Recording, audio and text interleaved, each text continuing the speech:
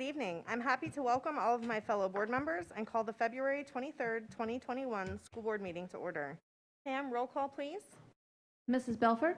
Present. Ms. McDougall? Present. Mrs. Jenkins? Present. Mrs. Campbell? Present. And Mr. Susan? Present. Please be reminded that school board meetings will be held in a manner consistent with other district meetings and activities. All attendees must wear a face covering of the nose and mouth at all times when not more than 6 feet from the nearest person. Your cooperation is greatly appreciated. We will now hold a moment of silence in memory of the loss of one of our BPS family members, Audra Hancock, a teacher at Palm Bay Elementary.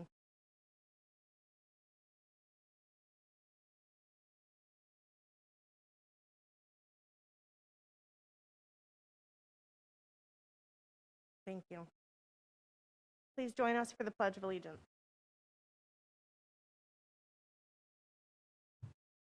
Pledge allegiance to the flag of the United States of America, and to the republic for which it stands, one nation, under God, indivisible, with liberty and justice for all.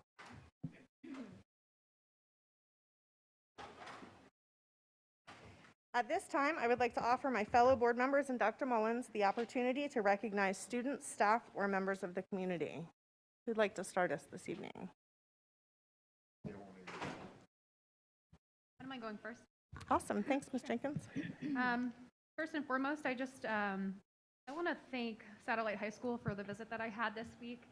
I was pleasantly surprised by the choir program that was practicing out in the breezeway. I took a little recording of that to share on Facebook. Absolutely stunning, absolutely beautiful. But I obviously just want to acknowledge the fact that that was a really amazing acoustic environment for that sound to develop. I also got to see them practicing later for what now will be their musical production out in the courtyard. And it's a whole different vibe and whole different feel. But I just want to say it was really amazing, really impressive, and I really appreciate you sharing that with me. So I also want to say thank you to the staff at Port Malabar Elementary. I had never been there before. I appreciated meeting everyone and everyone being so open and vocal about their concerns. And I look forward to getting to know everyone better. And I also had the pleasure of attending a finance forum up in Howie in the Hills. Learned a lot of great information about how our funding comes down from the federal government to the state and here to the county level. And definitely appreciated that and look forward to going to the 2.0 version in 2 months just to get to know it a little bit better. Thanks, Ms. Jenkins. Ms. Campbell? Just got two quick ones. One, today was the fundraising luncheon for the Children's Hunger Project, and I just want to thank them for their partnership and also for Kevin Thornton and Food Nutrition Services for the way they have partnered together this past year, as both have really ramped up. We talked about at the workshop today, Dr. Mullins talked about the way that our Food Nutrition Services has just been going, and all the extra work and effort put in this year and remaining in the black when so many food nutrition services around the state aren't, just because they were so solid to begin with. But they are just been really good partners with the Children's Hunger Project, who has also had to ramp up. I think they said in a normal year they have fed 80,000, so now 80,000 meals, and in 2020 they fed 200,000 meals. So just great partnership, and I'm so thankful for that. Also wanted to give some kudos to the Space Coast, may not get my initials right, but Space Coast Transportation Planning Organization. It's got an S and a C and a PTO somewhere in there. They are doing a study on Minton Road between 192 and Palm Bay Road. Now, it's just recommendations, whatever, but the reason why I want to just really give some credit, and it's going to depend on funding and everything, but they are focusing on our pedestrian and bicycle traffic, which in that particular area is a lot of students. It's the Meadow Lanes and the Central Corridor, West Melbourne School for Science. We've got 5 schools in that window. So it's, I even heard some comments from the public, hey, why are we even worried about pedestrians and bicycles? Because everybody here in this meeting just said they were a car driver. And the Space Coast Transportation Planning, employees or team members said, we have to remember we have young families here, we have our school children. So I just really appreciate them and their efforts to keep our kids safe and to keep that foremost in the planning so that we can make sure we've got a safe pathway for all these walkers. We have walkers and bicycle riders all over the place. So I really appreciate them. That's it. Thank you, Ms. Campbell. Ms. McDougall, you want to go? Sure. I have one now, and then I have something to report on the board reports later. But I want to just give a shout out to AMI Kids. This was my second visit to AMI Kids. What a great program. It's a little different this year because of COVID, so they have a smaller population. And unfortunately, I didn't have one of the students give me a tour, but I had the director, Cedric. And it was great. And he says, I don't know what to do. You've already seen this. But it's always, it's nice to visit with them. I like what they do. I'm very excited. I wish we could kind of mirror that here with our ALCs. So anyhow, shout out to AMI Kids. Thanks, Ms. McDougall. Mr. Susan? Thank you. I just wanted to say congratulations to the individuals that were involved in the Harry T. Moore event that we have tonight. Many of you guys, as a former teacher who brought children from Space Coast to the Harry T. Moore Center, and somebody who wrote his senior thesis at Florida State a decade before about Harry T. Moore and what he did here, I'm very honored that you guys are here. And I want to say thank you for being through doing this, and I want to say thank you to the Teachers Union for bringing this forward as much as you guys did. And going forward, if you need my help with anything, you let me know. I'm there for you. The other thing I wanted to say is that TPO is great. They just finished with the DOT transportation issue to make our kids at the O'Galley and Croton intersection safe. And if many people don't know that intersection, 2 years ago I lost my mind and I drove up to DeLand where the DOT's at, and I stormed in there to the director's office and told him, because we had crossing guards that were dodging traffic. I mean, they drive through there at 60 miles an hour, and we have kids that cross that road, and it's dangerous, right? And I was asking for school zone to be put in and some other things, and they've started that process, so I'm really happy that they're doing that. Great group of people, just don't move as fast as sometimes you want them to, but there's reasons for that, right? And then I had something that I'll close this for this. Dr. Mullins came to me and he said, you know, you made a comment about hybrid learning last time when you were on the dais. And he said, you got to be careful, because although we all know that hybrid learning stinks, sometimes when you say it, because I get so passionate, I didn't want the message to go out saying that anybody that's involved in performing hybrid learning, it was not doing their job. And I wanted to reiterate how bad hybrid learning is for many aspects of our education system that we have today, how hard the teachers and staff and principals and everybody else are trying to make that work. But I can't tell you enough about how that system just flat out does not work in the long run for our kids, only during the COVID crisis. And I wanted to reiterate how many times when we move into our next series of what we do, when we come back for our next year's reopening, when we close out the end of the year, we have to look at a way of eliminating that from what we do, however that is. But I mean, I had a group of teachers last week that we sat there and I was asking them, I said, talk to me about it. And they said it's horrible. It's horrible to try to work on two different platforms and deal with parents. One of them said, you know, I've got parents that have their kids they're traveling the world while they're on hybrid learning, and it's affecting the other kids. So when a teacher has to take the time to teach over here and then try to teach into the box, which is the computer, it takes away. And I think just in general, when I was thinking about this and shout outs, right? This shout out goes to our teachers and our staff for dealing with what they've been dealing with this hybrid learning and what we've been trying to do at a time when it just seems like everybody and their grandmother doesn't want to, wants to support everybody else through the COVID crisis, but it just seems like we keep getting the last part of the stick, if that makes sense to you. We have businesses that have heroes work here out in front of them for our healthcare workers, our firefighters, our police. But we don't have a huge amount of people calling our teachers. We don't have the support that we've had in the past behind us right now. And our teachers are in the middle of the worst crisis in education history. So I wanted to try to say, on one hand, I support and care about all of our teachers that are out there for hybrid learning. and what they're going through. On the other hand, I wanted to call out all the parents that are using it as a crutch to not come back to school and start finding a way to start making those kids come back, because it's affecting our education system.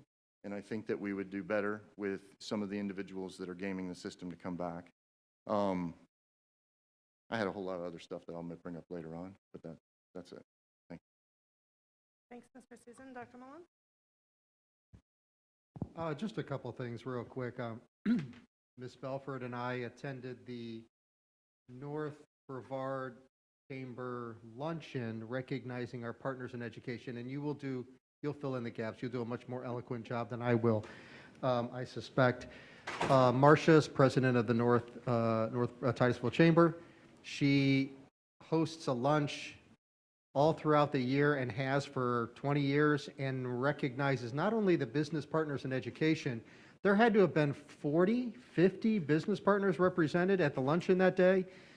And for decades, they have recognized student leaders across our North Brevard schools for their contributions to their school, to their community, and their own accomplishments. It's just a lovely recognition of students and certainly of our business partners in education, and to celebrate them and express appreciation. So thank you to our North Brevard partners, the Chamber, for continuing to celebrate our students. And last, just to make everybody aware, we're likely all aware that last week NASA landed its Perseverance rover on Mars. And our schools across the county took part in activities and celebrated both the accomplishments as well as the failures that come with science, exploration, and research. Our students learned that perseverance is defined as a steady persistence in a course of action, a purpose, especially in spite of difficulties, obstacles, or discouragement. And it was the perfect name for the rover and its mission to Mars. So I just wanted to share with you the great work our teachers are doing across our schools to make real live events part of real live learning that's happening in our classroom. And encourage everybody who's watching and in the audience tonight, if you go to our BPS Headlines, that our government community relations team does a wonderful job of putting together for our community and keeping them informed of all of the activities and happenings across our district, to read more about the experiences our kids have had in our classrooms across the district.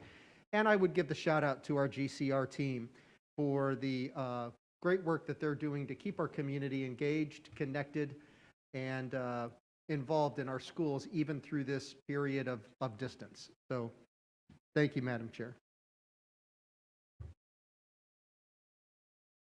Thank you, Dr. Mullins.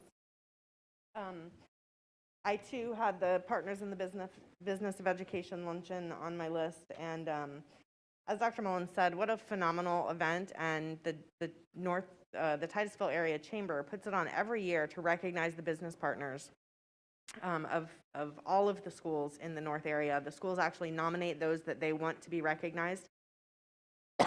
Excuse me. And this year, in previous years, we've had our high schools that have come to that event and set up tables to help educate the partners in the business of education about the offerings at their schools, the great programs, those types of things. This year, not only did the Chamber, in a difficult year for many, continue to do that recognition program, they had to move to a larger venue to accommodate social distancing, but they also invited not only our high schools, but our middle schools and our elementary schools to be able to come and set up a table and kind of showcase what they do, the great things going on at their schools, and have conversations with the business partners that were there about how they can partner together in support of the community and the schools. So they just are such a phenomenal support for us at the Titusville Chamber, and we are incredibly appreciative of them. Also, had an opportunity, gosh, I think it was it yesterday, Jeff, that we were at Jackson? I think it was yesterday. We attended Andrew Jackson Middle School's Black History Month celebration, and they did such a phenomenal job. So obviously limited in people coming into schools, and so they had to get a little bit creative. but they literally decorated every corridor of the school. So they're one of our presidential schools, so they're broken down into wings. And every wing had a theme that they focused their decorations on. Everything from inventors and entrepreneurs to entertainers to they had a great timeline of events in Black history. They had recreated one of the quilts with all of the different symbols of the quilts and an explanation of those symbols. Just some phenomenal artwork. They had a great display of highwaymen paintings that the kids had recreated. And like I said, every area of the school had a different theme and a different focus, and it was all incorporated into the standards that they would have been working on, minus the Black History Month focus. And so kudos to them, to the faculty and the students there that did just an enormous amount of work on their celebration. It was really phenomenal. And I think that is all that I have for tonight. So we will move on, Dr. Mullins, to the adoption of the agenda. Ms. Belford and members of the board, on tonight's agenda, we have administrative staff recommendations, 1 resolution, 21 consent items, 3 action items, and 1 information item. Changes made to the agenda since it was first released to the public on February 16th are as follows. Item A7 on administrative staff recommendations, F10 on meeting minutes, and F11 on operating, debt service, capital projects, special revenue, food service, special revenue other, internal service medicine and enterprise, funds budget amendments for December 21, 2020, received revisions.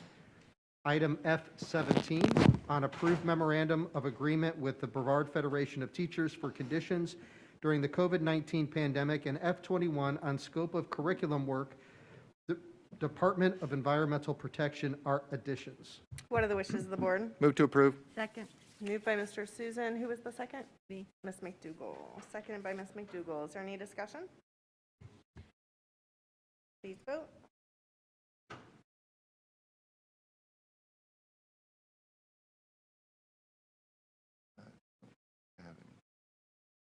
You don't have anything? I'll try to get back out and come back in. Give me a second.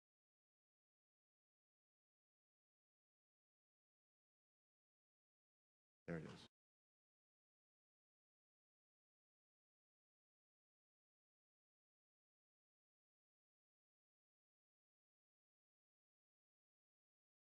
And the motion passes 5-0. Dr. Mullins, would you please let us know about the administrative staff recommendations this evening?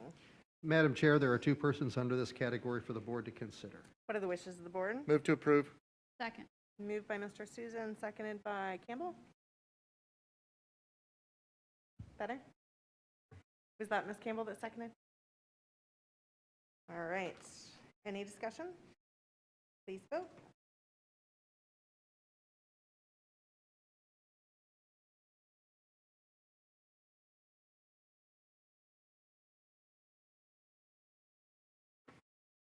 The motion passes 5-0. Dr. Mullins, will you please let us know about our resolution? Yes, Madam Chair. Members of the board, tonight you will be asked to adopt a resolution to acknowledge the unjust act by the School Board of 1946 in refusing to renew Harry T. and Harriet V. Moore's teaching contracts. Recognize the Moores for their outstanding service and significant contributions. Posthumously recognize the Moores as Brevard Public Schools teachers emeritus.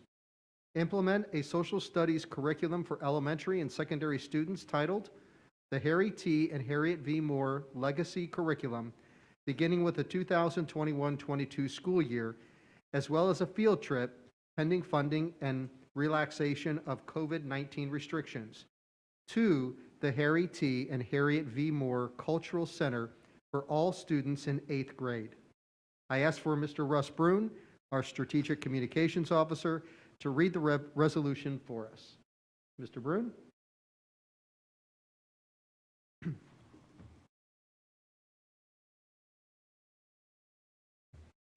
A resolution of the Brevard County Public School Board to recognize and acknowledge the unjust firing of Harry T. in Harriet V. Moore and implement school curriculum, including educational field trips to educate all Brevard public school students of the Moore's accomplishments and to meet the required intent of Florida Statute 1003-422H and to provide an effective date. Whereas Harry Tyson Moore was a Florida native and became a resident of Brevard County in 1925. Whereas Harry T. Moore was an educator hired by the Brevard County School Board in 1925 to teach at Coco's only black elementary school and was promoted to the principal of the Titusville Colored School in 1927.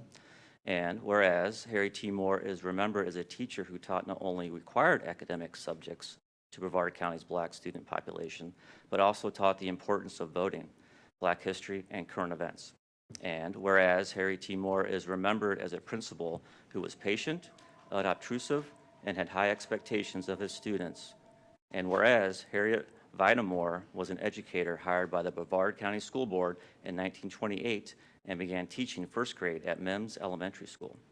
And whereas Harriet V. Moore is remembered as a native of Brevard County, born and raised in Mims, and a caring teacher, and whereas Harriet V. Moore courageously traveled highways and back roads of Florida with Harry and was a vital contributor to their campaign's movement to improve the lives and attain equal justice and opportunity for Florida's black citizens, Brevard County's black educators and students.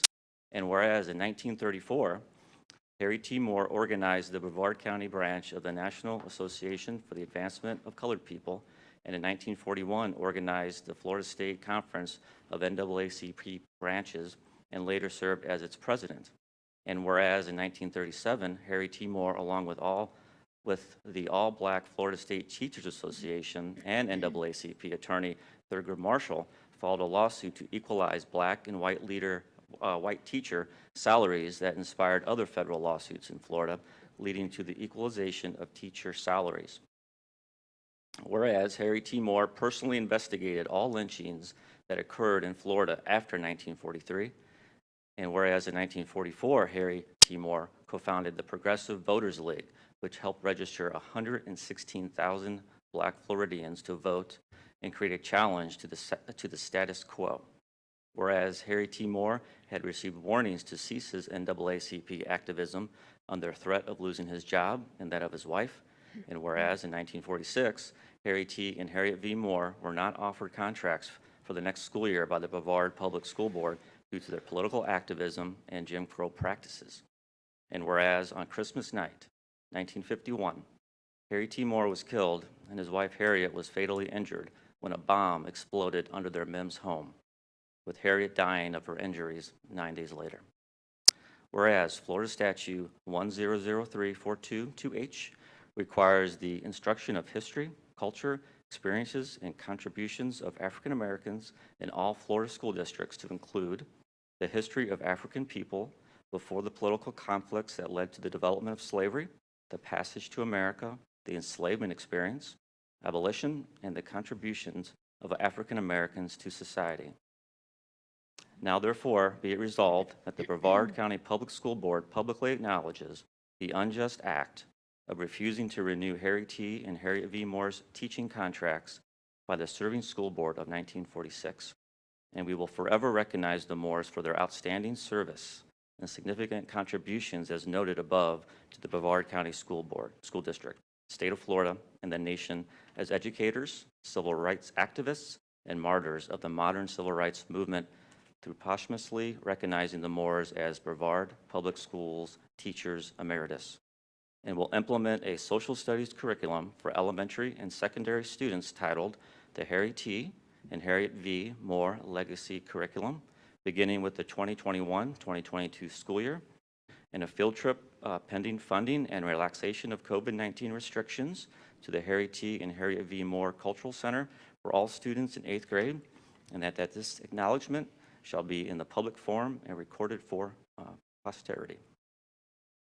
Thank you, Mr. Brune. What are the wishes of the board? Move to approve. Second. Moved by Mr. Susan, seconded. I think you all seconded, didn't you? Yes. All right. We'll, I don't think Ms. Jenkins has had a second yet this meeting, so if you all are okay with that. Any discussion? Please vote.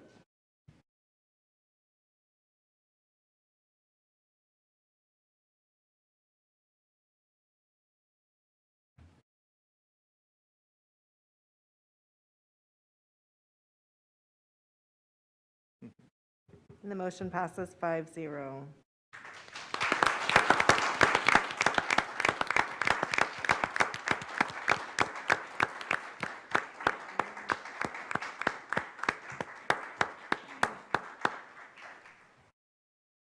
I know that we have an additional ceremony scheduled tomorrow at the Harry T. Moore Center, but it seems appropriate to recognize the folks that worked so hard on this that joined us this evening. Could we maybe ask them to stand for recognition?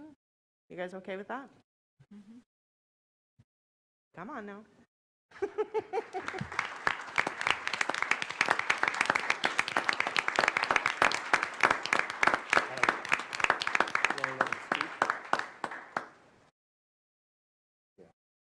Ms. Belfer. Did any of you guys want to address the crowd while you're here? Don't want to put you on the spot, but if you'd like to, we'll be happy to let you. Okay. Well, thank you so very much for joining us tonight. Like I said, I know we'll see all of you tomorrow afternoon at the Harry T. Moore Center. We look forward to it, and thank you for your work on this issue. We appreciate it immensely. Okay. We are now at public comments. If we have more speakers than seating inside the boardroom, additional speakers may be waiting outside and escorted in at the appropriate time, which I do not believe is the case. Speakers are required to wear a face covering of the nose and mouth while walking to the microphones and when traveling back to his or her seat. As long as you maintain 6 feet from the nearest person, you may remove your mask while speaking. We encourage your use of the hand sanitizer and sanitizing wipes provided at the microphones. Though School Board Policy 0169.1 limits to 30 minutes the portion of the meeting during which the public is invited to participate and provide public comment, the policy further provides that this time limit may be extended by a vote of the board. We have 11 speakers signed up this evening.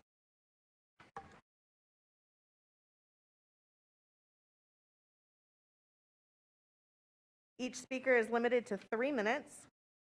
We have a clock in front of me to help you keep track of your time. When your time is over, you will be asked to stop and allow the next speaker his or her turn.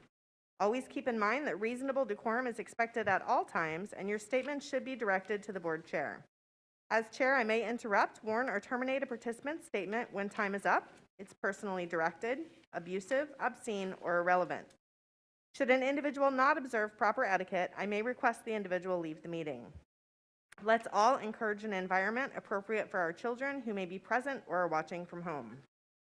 Please note that in order to proceed with the business portion of the meeting, board members will not have the opportunity to respond to speakers during or immediately following public comments.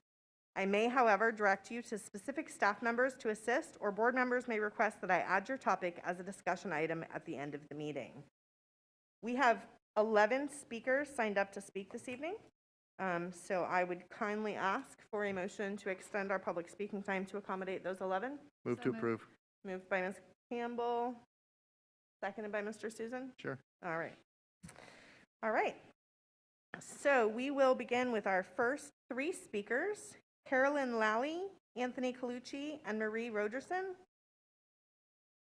Carolyn, if you would approach the microphones at the front here, please.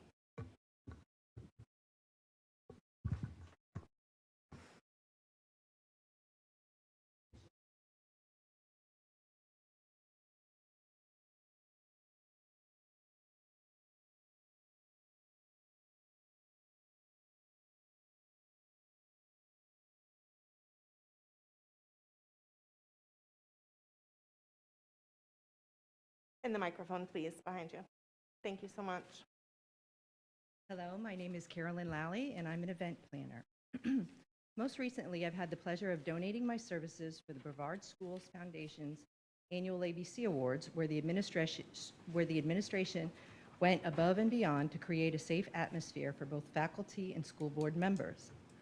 Through this process, I gained an appreciation for the challenges this school board is currently facing with regard to special events. I'm here today because I recently became familiar with the district's guidelines for sports activities in the school gym, and it gave me an idea for a plan that I call Peace of Mind Proms. This plan would include the same number of students as the number of adults who attended the ABC Awards in the auditorium, but prom would be held in a larger area with even more precautions. Our company has the equipment that will allow us to focus on isolation of groups, resulting in limited exposure. We also have a remedy for the dance floor dilemma. As you are about to see, the precautionary measures in our plan are more comprehensive than those implemented on a daily basis at the schools. It also exceeds the standards set forth by the CDC, the Florida Department of Health, and the Brevard County Health Department. I call this my periodic table of prom. We have 16 sections here separated by drapes. Each one is for 6 students. Each section is 15 by 15 feet. That's 37.5 square feet per student. It's a very large area. If you notice the picture over there with me standing in it, just to illustrate the scale. Here in the school board, in this room, there are about 9 chairs in that same amount of space. The room will be broken into 4 color groups with 24 students each. This will be achieved with color-coded traffic patterns on the floor and color-coordinated wristbands for the student. One side of the room will take turns on dance floor 1 and the other on dance floor 2. Each dance floor will be sanitized in between its own color groups. Please refer to the paperwork that I have provided you for many additional precautions and procedures. In conclusion, I have taken the following quote directly from Brevard County Schools website. Quote, "The district has determined that the typical celebrations, including prom and grad bash, cannot be held in a manner consistent with CDC guidelines. However, each principal will work with their senior class to develop an alternative celebration event which meets current health and safety guidelines. Details of each event, along with safety protocols, will be released by each school." End quote. I believe we have created the alternative you are looking for. The protocols that we've developed are not only consistent with current CDC guidelines, they exceed them. My question is this: would you be willing to approve these guidelines if a Brevard County school principal submitted this plan as a prom or project graduation? We would be happy to answer any questions you may have, and we look forward to your response. Our students are hopeful. Thank you. Thank you. Mr. Colucci?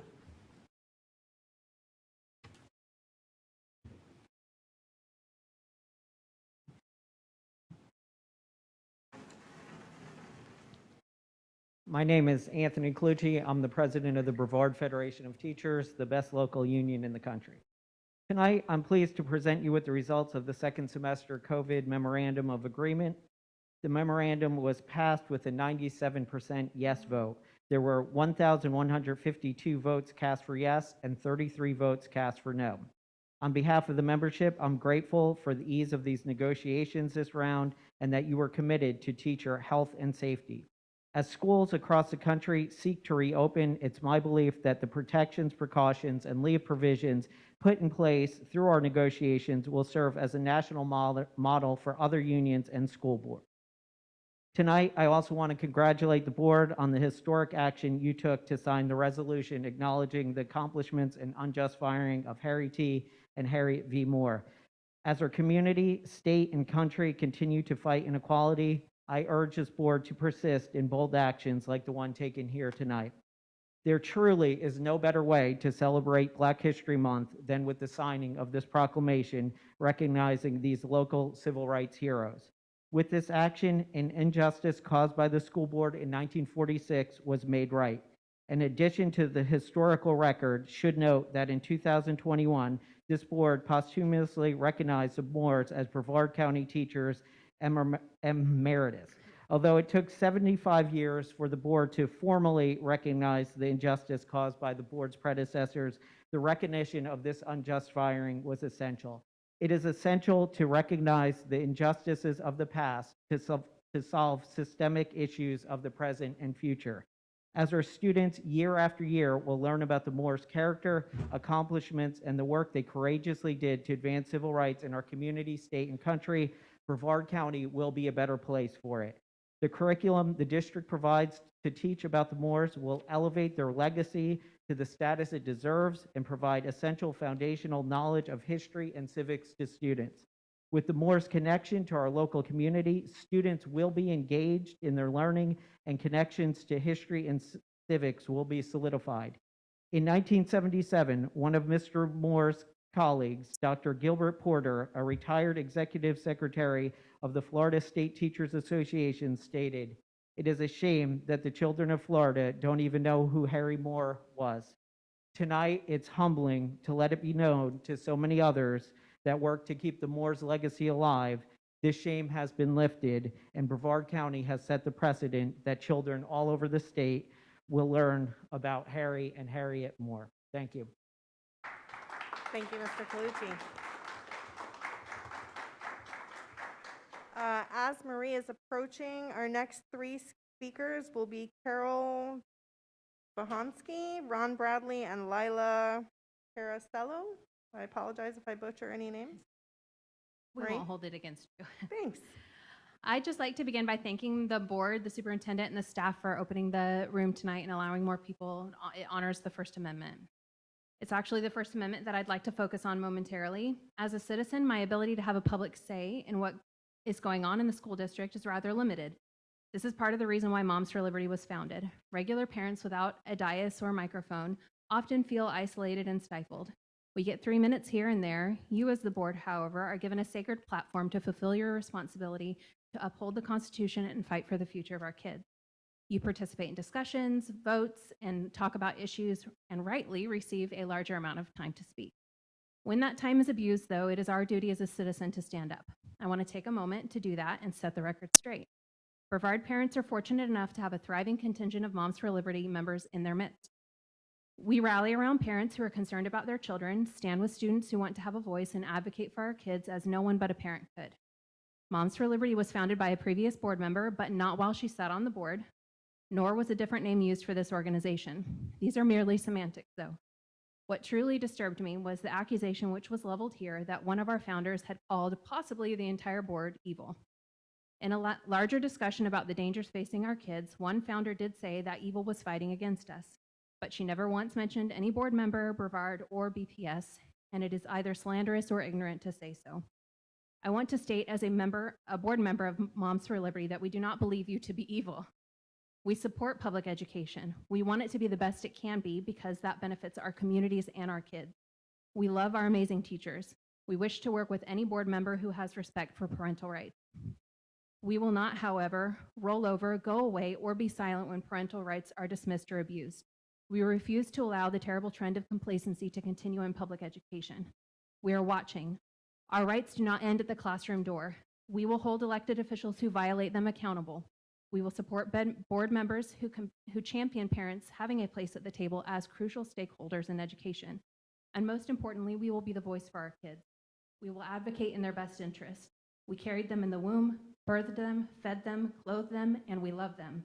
We trust good parents know their kids better than a giant bureaucratic machine. It is parents who must live with the consequences of the policies you enact. We are the ones wiping the tears of disappointed children who cannot understand why sports are allowed but not singing. Some of us must also keep a watchful eye on our struggling kids who battle anxiety, depression, and even suicidal tendencies because of the drastic changes in the world. You are parents, I know you understand the weight of that responsibility. So when we ask for metrics, answers, plans, what we're really asking is when we can tell our kids there is a light at the end of the tunnel, when we can give them something to hold on to, when they can sing again. Thank you. Thanks, Marie.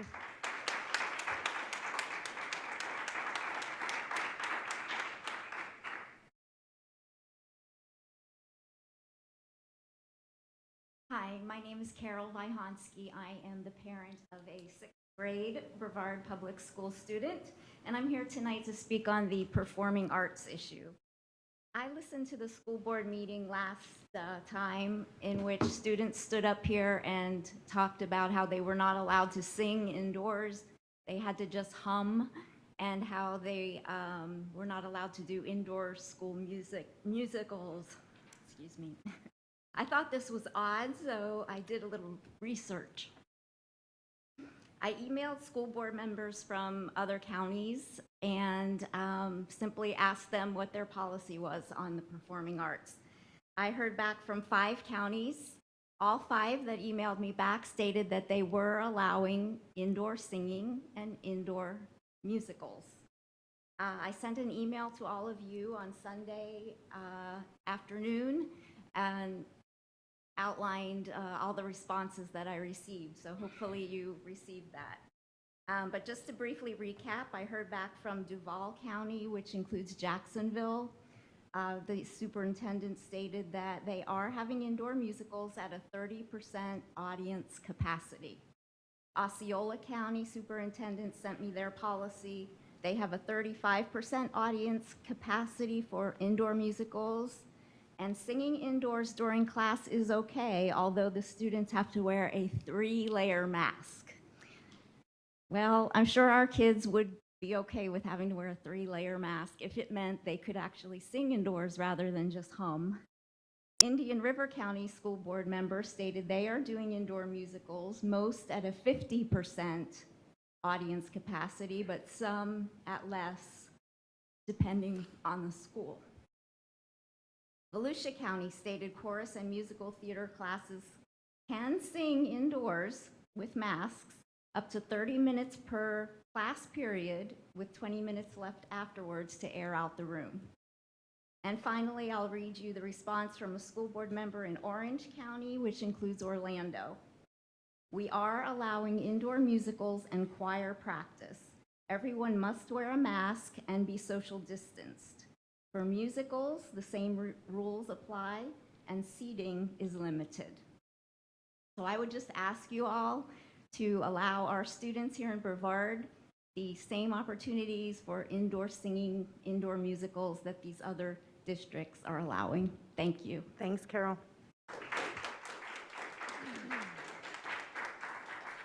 Mr. Bradley.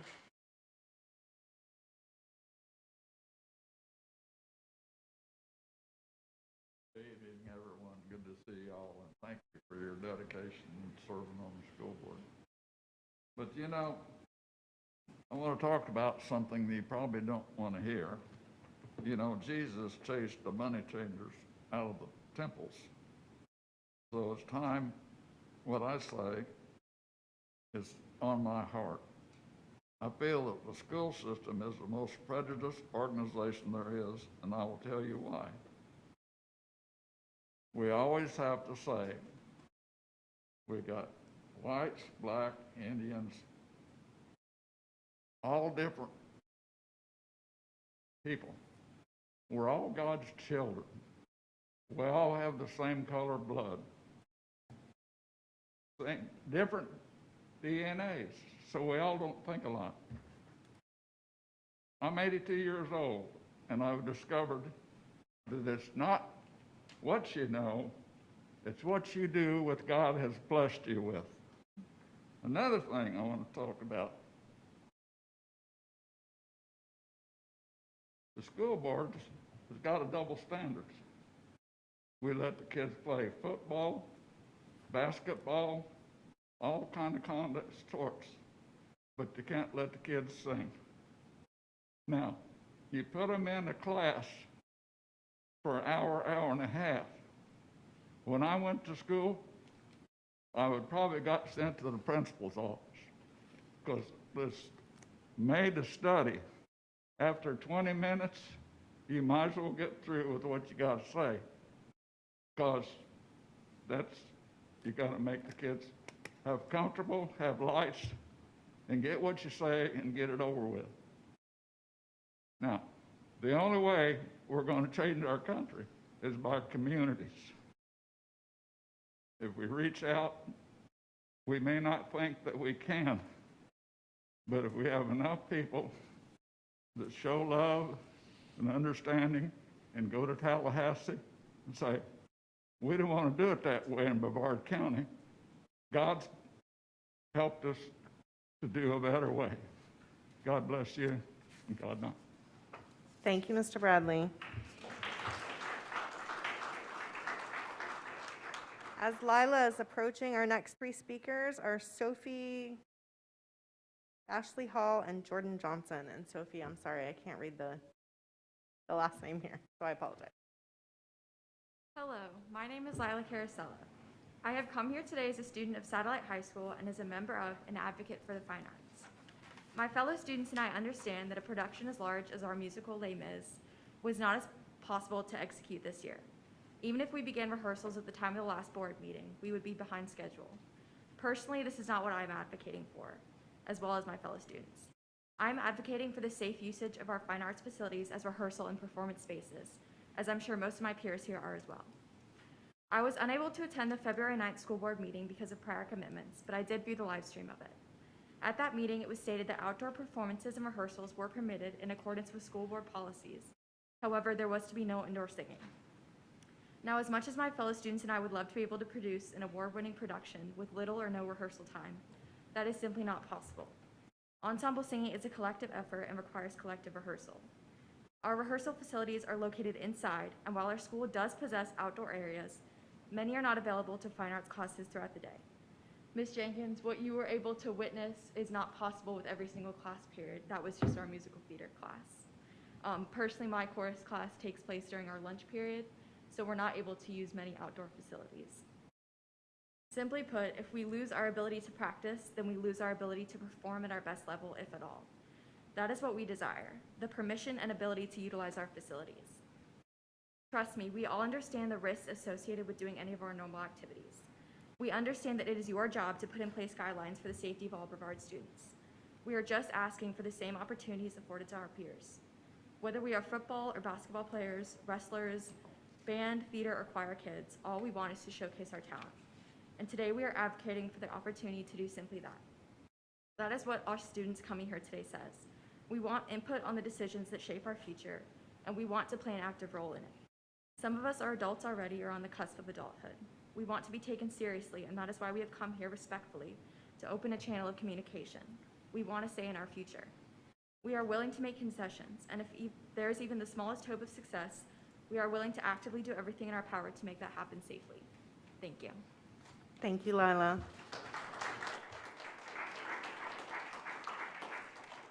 Sophie?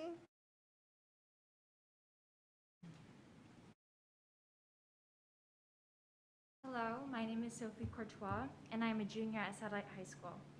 I'm here today in hopes of providing you some perspective as to why I feel strongly against the rule of indoor singing for students, and in showing that not only me, but all of my fellow peers would be open-minded to any sort of extra precautions we could take in order to reconsider this rule.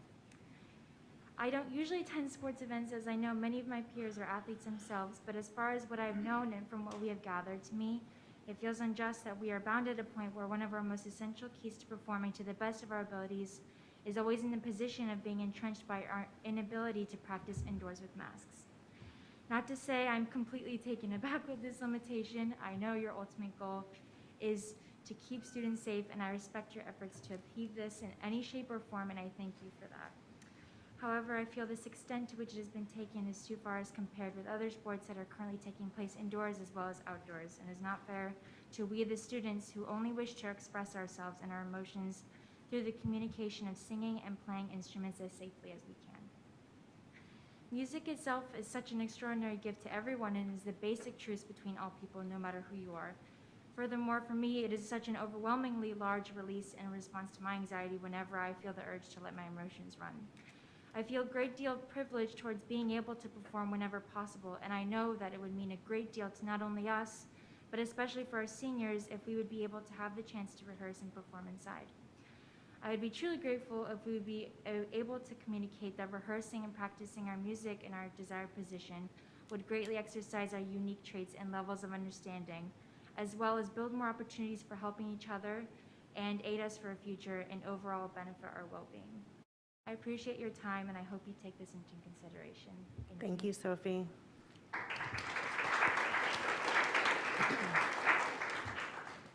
Ashley?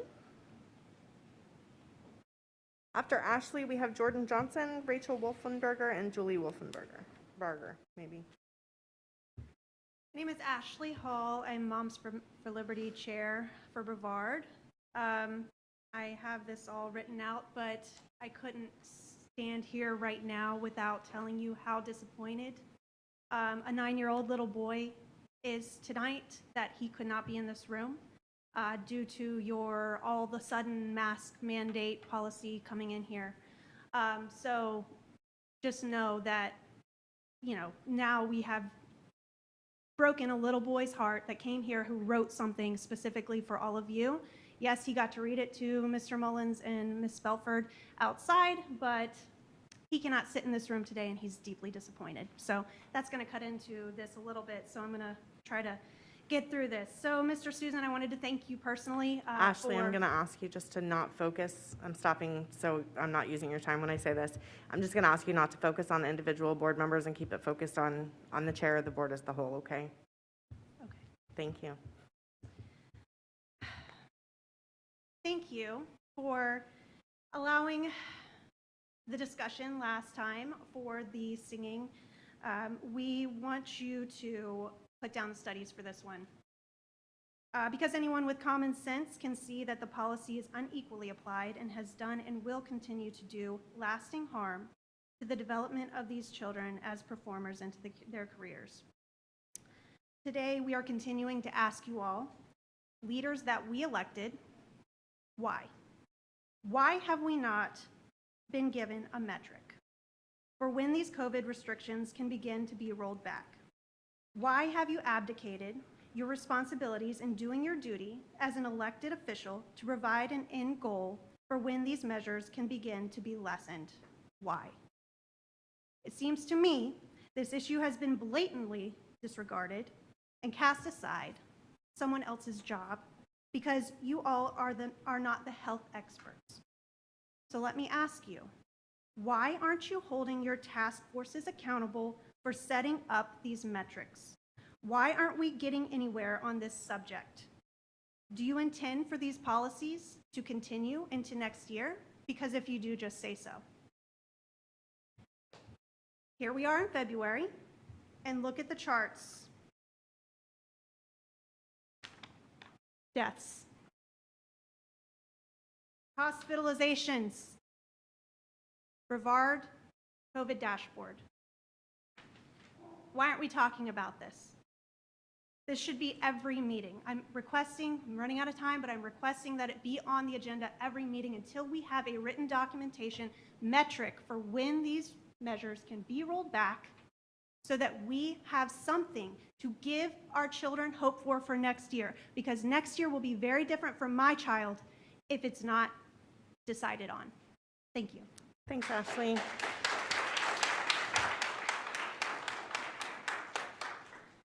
Jordan?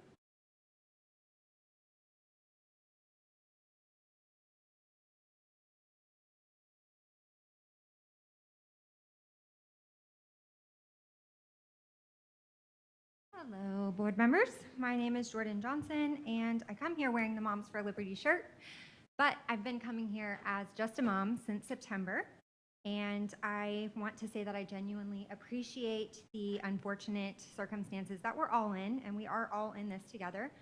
And as the issue of schools reopening continues to plague our nation, I truly appreciate all that you have done and the fact that our children are in school face-to-face, unlike millions of children in other states.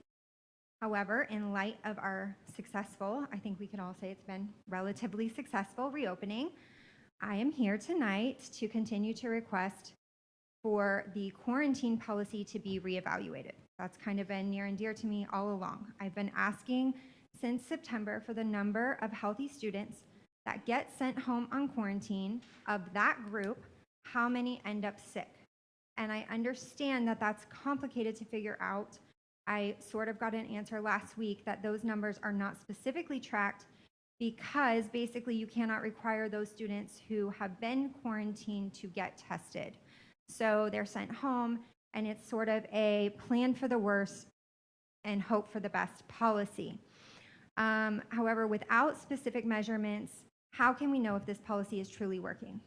We know that hybrid learning is not working and that students are being forced into hybrid learning because of the quarantine policy. So it's kind of a catch-22, and I'm asking for better for our kids. My daughter's been quarantined twice already this year. I know several students who have been quarantined more times than that, and so I'm asking that this policy be revisited immediately if possible. We are already nearing the end of the school year, but certainly for the next school year that this would be a focus of your attention. At the last meeting, the vice president of the teachers union expressed the frustration with the hybrid learning. So it's a problem on their end as well. We know it's a problem with grades. We have students with D's and F's. I saw the direct problem with my daughter's grades personally. And then I understand that The reopening task force is made up of staff and health experts, and they are making the recommendations for you all, but they don't have any authority. You have the authority to make the recommendations, the policy. So my understanding is that as they make the recommendations, you all adopt them as policy. So I'm asking kind of here for the reverse, that you would say, as the educators, this policy isn't working, can you revise the recommendations? That's my request for tonight. Thank you. Thanks, Jordan.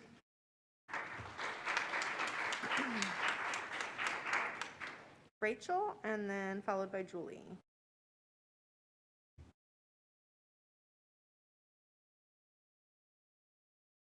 Good evening. My name is Rachel Wolfenbarger. I am the parent of a senior at Satellite High School. For 2 weeks now, you've been listening to parents and fine arts students from Satellite High School that have come and respectfully requested you to reconsider the policy on indoor singing.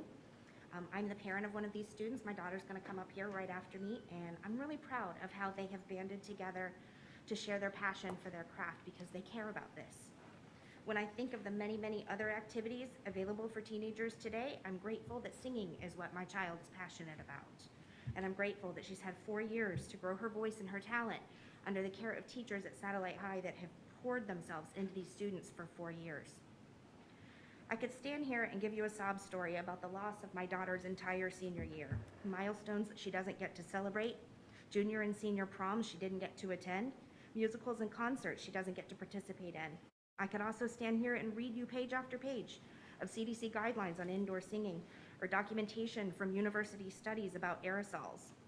The truth is that we know these things already. We know this pandemic has taken precious memories and experiences from these students that they will never have the opportunity to regain. We also know that singing is considered a high risk activity according to CDC guidelines. What I find interesting, and the point that I'd like to make this evening, is the discrepancies in the enforcement of the guidelines when it comes to fine arts versus athletics. Recently, Brevard County athletes had the opportunity to complete their basketball seasons.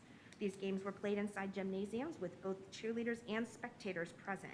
These student athletes did not wear masks while engaging in the full contact sport, nor did the cheerleaders. Social distancing is not possible during full contact sports. There's just no way around it. Cheerleaders unmasked spent the entirety of the basketball game shouting, which surely creates the aerosols we're desperately trying to avoid. CDC guidelines for youth sports recommended that coaches focus on individual skill rather than competition, avoid physical contact between players, and minimize activities in indoor settings, and eliminate any crossing of community groups, which would have essentially eliminated travel to opposing schools. It was a calculated risk to allow basketball to happen in Brevard County schools, and there was a loose interpretation of CDC guidelines applied. It is also a calculated risk to allow students to sing indoors. The fine arts students are not asking to perform without masks to packed audiences. They're asking to be allowed to rehearse and perform indoors with masks on, standing 6 feet away. How can they not feel that there's a double standard in favor of athletics in this scenario? The fine arts students deserve their time to showcase their talent and hard work, just as the athletes have. Will they take every caution to avoid spreading COVID? Absolutely. Is this a perfect scenario? None of this is perfect, but these students are doing their best to make lemonade out of the lemons they've been handed. Please support them. Show them their talents and hard work are just as important as the athletes. Thanks, Rachel.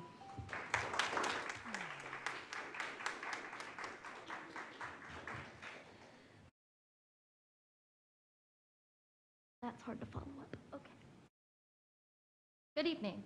During the board week 2 weeks ago, I stood in the same spot and discussed an important topic affecting my school and many others, singing indoors. After reviewing the live stream footage from the board discussing their concerns about performing indoors, I understood that there were many questions about the rehearsal and performing process, and I'm here to give you all an overview perspective on how productions and concerts are put together. As a 4-year chorus and senior student, I know that there is a lot that goes on into putting a musical, such as casting, rehearsing the music and dance numbers, building sets, lighting, sounds, costumes, and many more things I can't even explain. Not only does this process take a lot of time, but it also takes a lot of hard work.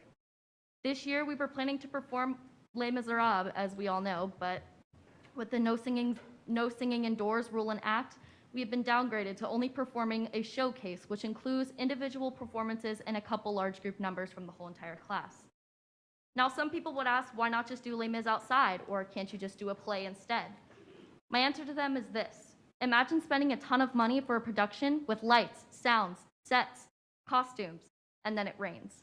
Or the outside conditions ruin our very expensive equipment because our theater equipment is meant to be used indoors and on a stage. Whether it's a musical, play, or even a chorus concert, our production being canceled due to weather or technical difficulties from being outside is a possibility, and that would leave many students distraught. A comment made at the last board meeting stated that not all high schools express the arts as much as they do sports.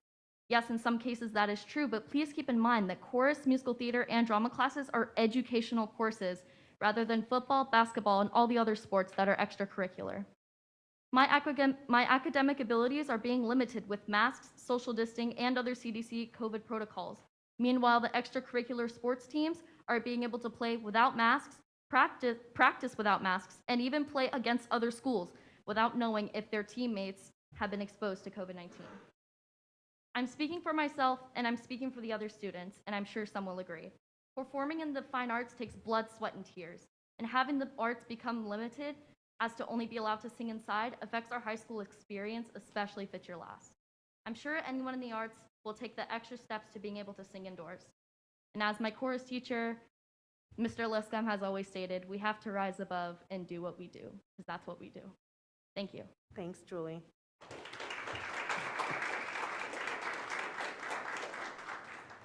The board wishes to thank this evening's speakers. Your willingness to speak to the board is much appreciated.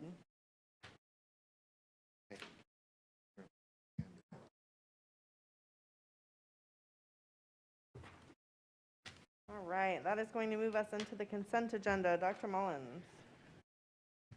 Before we do that, I don't know what we're doing procedurally here, but I mean, can we add this as a discussion again to follow up from last just did. conversation? Thank you. Yep. Oh, I'm sorry. No, that's okay. You know what? Right, yeah. Yep. Thank you. Dr. Mullins? There are 21 agenda items under this category. Thank you, Dr. Mullins. Does any board member wish to pull any item from the consent agenda?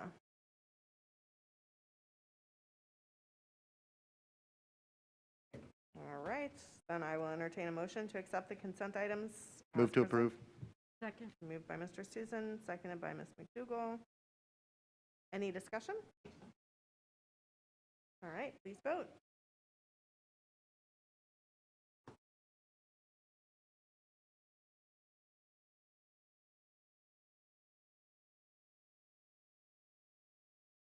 The motion passes 5-0.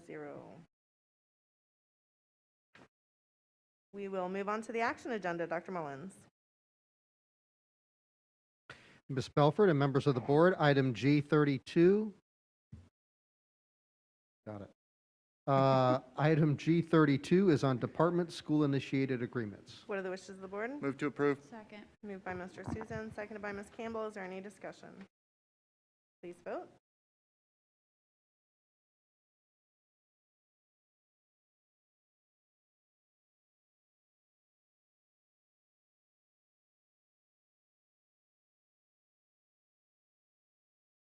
The motion passes 5-0. Dr. Mullins?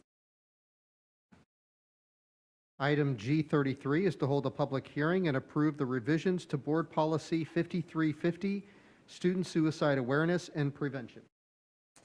I think we have an error in the script, Dr. Mullins. We have to back up to item G33 on procurement solicitations. And 34 is going to be our board policy. I see what you did. You tried to skip.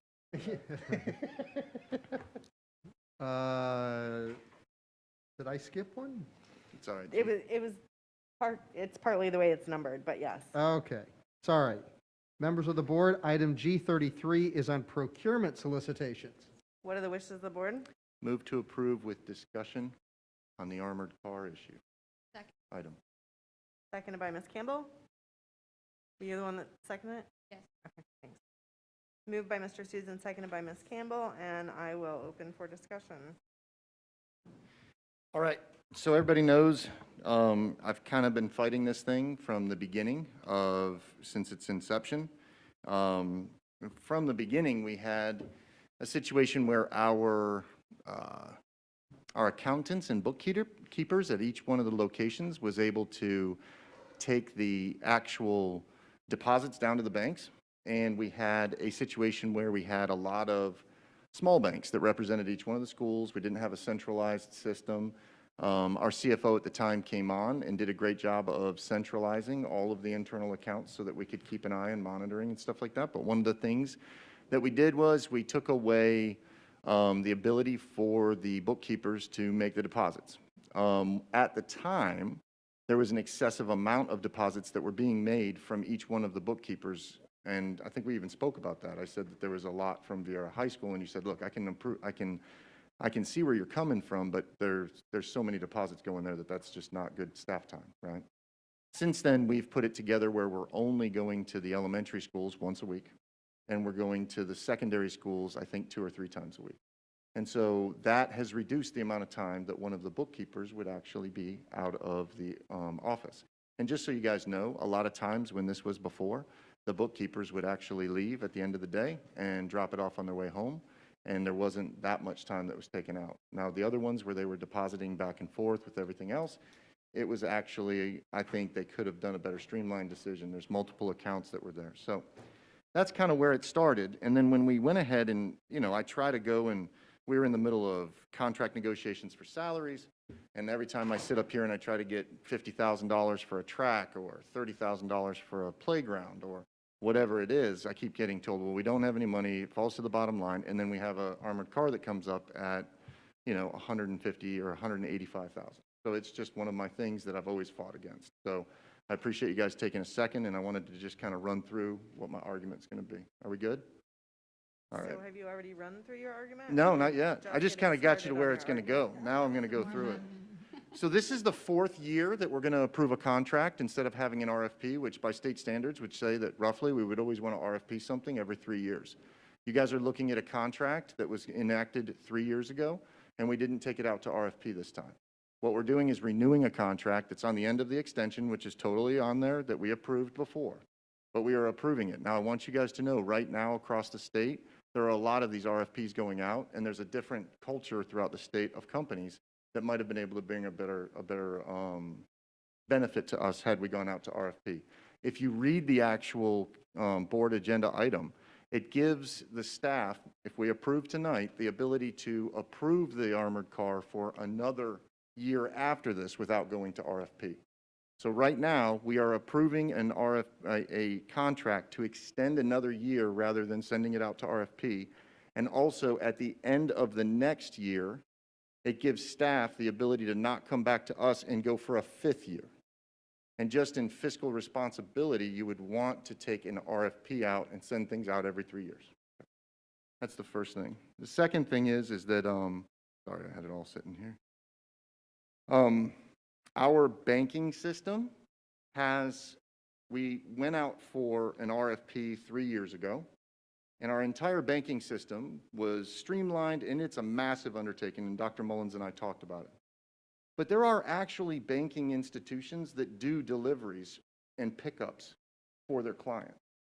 This is not unheard of. There's 2 currently that are in Brevard County that already do it for multiple locations. So there's 40, 50, 60. One of them has 180 locations that they pick up for. So my argument is that we went out for an RFP 3 years ago for banking. We did not include the part of the RFP to ask if they would cover picking up the deposit. If there's already banking institutions that have this infrastructure, then there might be an opportunity for them to pick up the armored car fee so that we're not paying it. When I talked to Dr. Mullins, he said, and rightfully so, that changing over your entire platform of finance is difficult. What I would like to entertain is going back to the company that we're doing it with, since 3 years is up, and say, I would like to go out to RFP for the banking services to include the delivery pickups. And we would not have to pay over $100,000 for an armored car. So if we just restructured it, did things a little bit differently on the processes, we might be able to eliminate it and not have to pay for it and continue with the same services that go on. Does that make sense to everybody?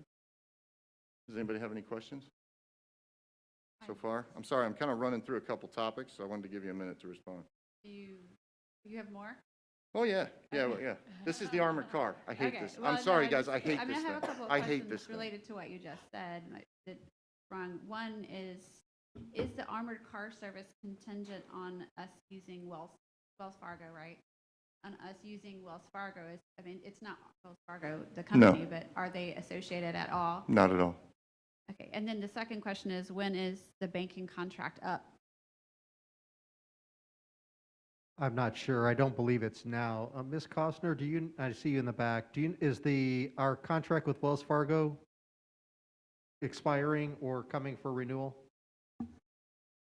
If you would, please. Thank you. I apologize for not asking you that ahead of time. I didn't think that that would be an issue.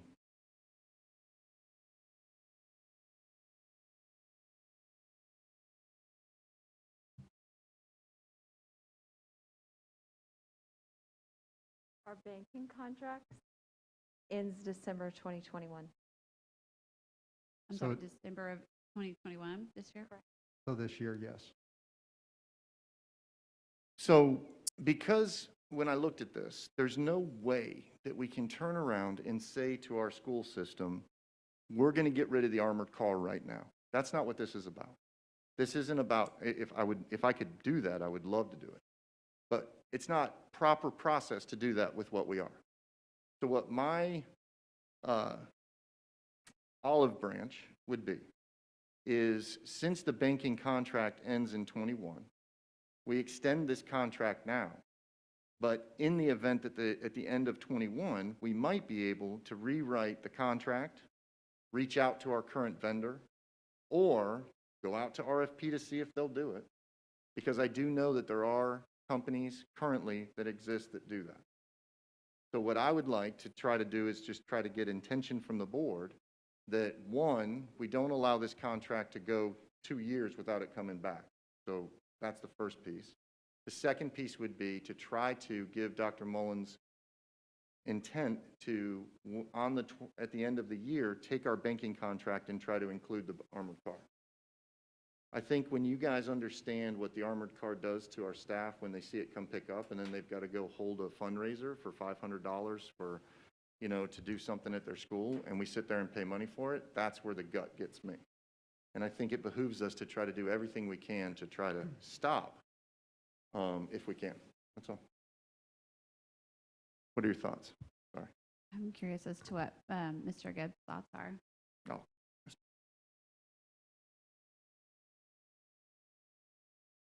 You want to know about? As far as, I guess, specifically, modifying this, because we're about to vote on all these contract services, whatever the name of it is, about modifying that piece of the recommendation. Because I think what Mr. Susan is saying, the part that says, request authority for the Director of Procurement and Distribution Services to renew the contract for the second renewal period, which would be next March through 2023, upon recommendation of the CFO and contract review. So what would it look like, or what would be your recommendation for changing that language? I think is what you're asking, Mr. Susan. We don't have to change the language. I can set an alarm in my phone and, 6 months from now, I can bring it up.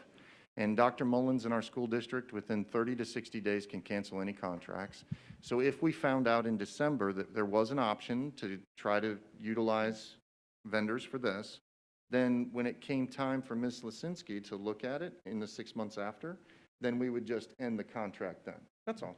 We don't have to change this. I just wanted to point out some of the pitfalls and where I think the proper process and procedures would be. No, I just want to jump in there because it's Come on, going to depend on the actual language in the contract as far as notice and cancellation, and I don't. Yeah, we can figure that out. I'm not worried So about that. as long as there is that provision in there, you can cancel it.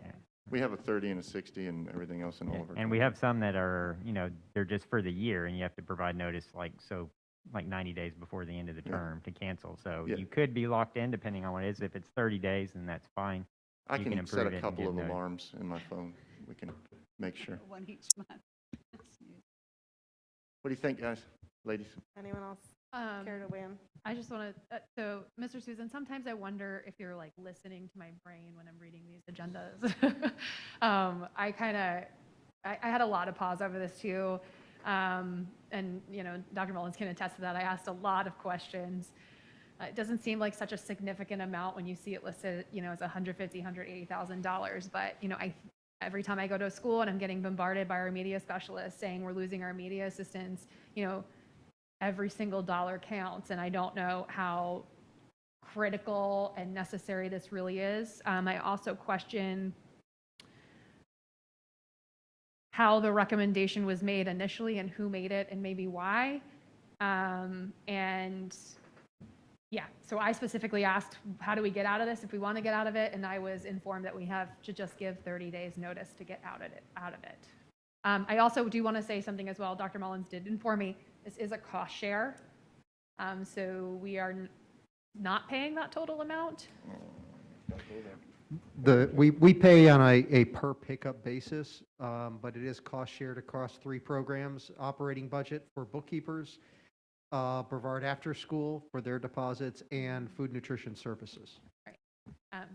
But either way, I'm with you, Mr. Susan. I feel like when we're trying to pinch pennies here and there, I don't really know how critical this really is, especially when, you know, we see we're taking losses of our revenue, you know, for big things like our football and everything. I don't know how critical it is.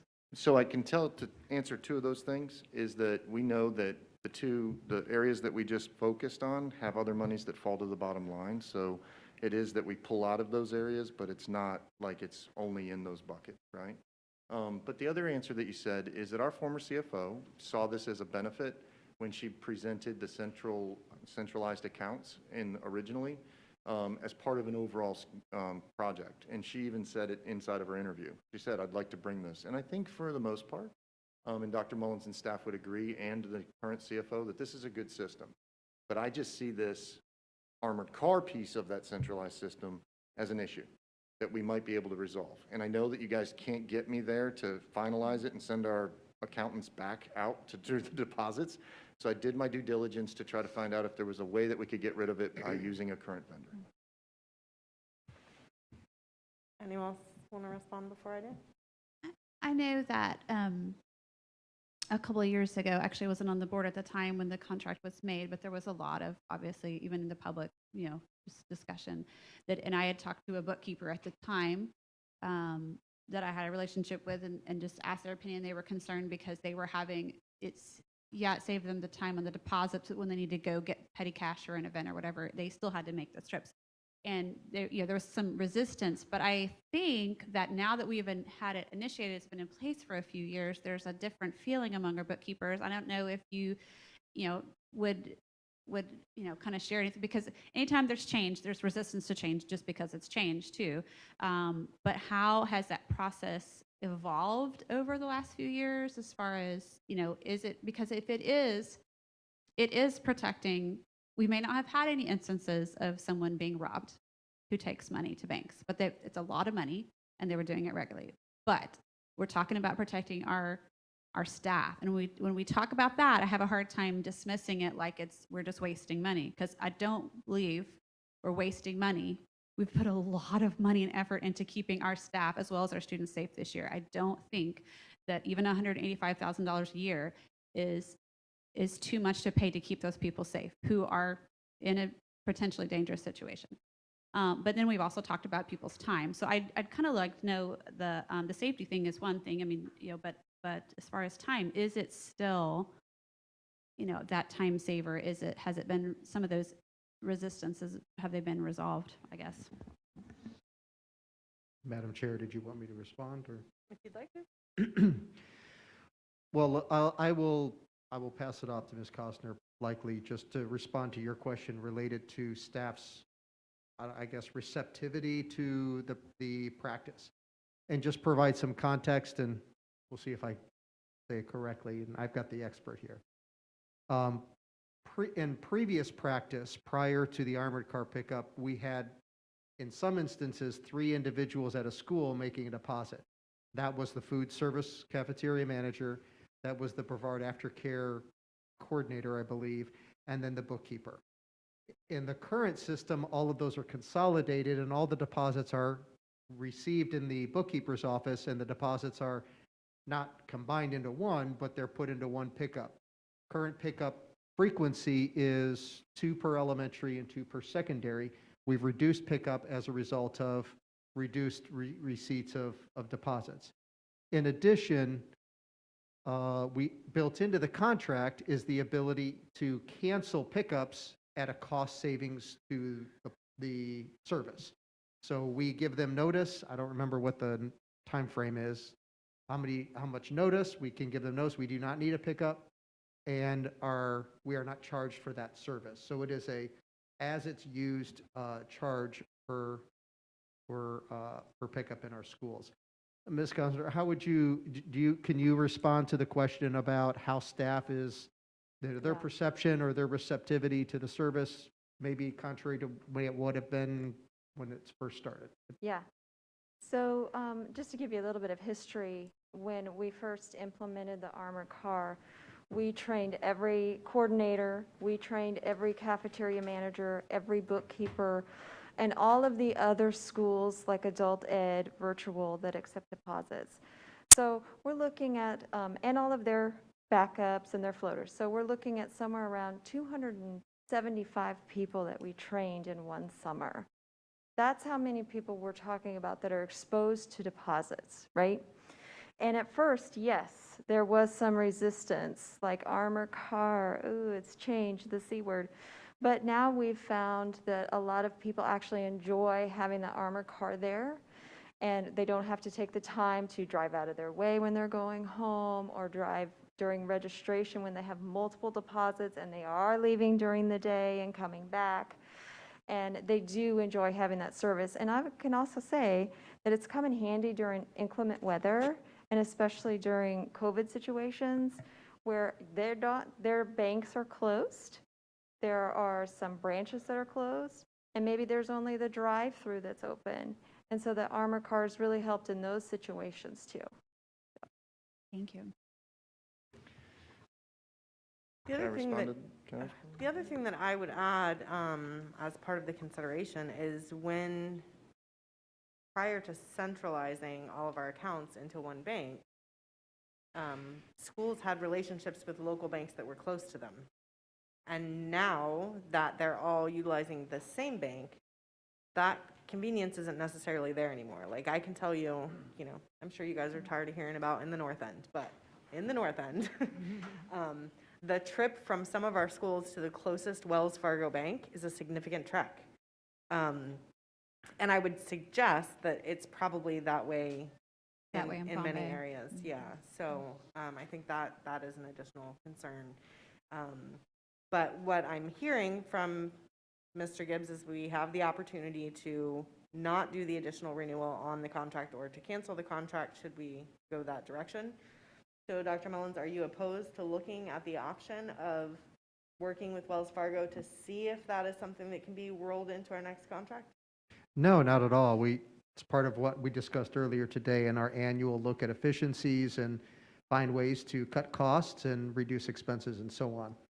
Okay. So we can certainly look into that. If I may, just Mr. Susan did mention it, but for the viewing public, I get very cautious when we talk about contracts and renewals and those kind of things. I don't want there to be any misunderstanding.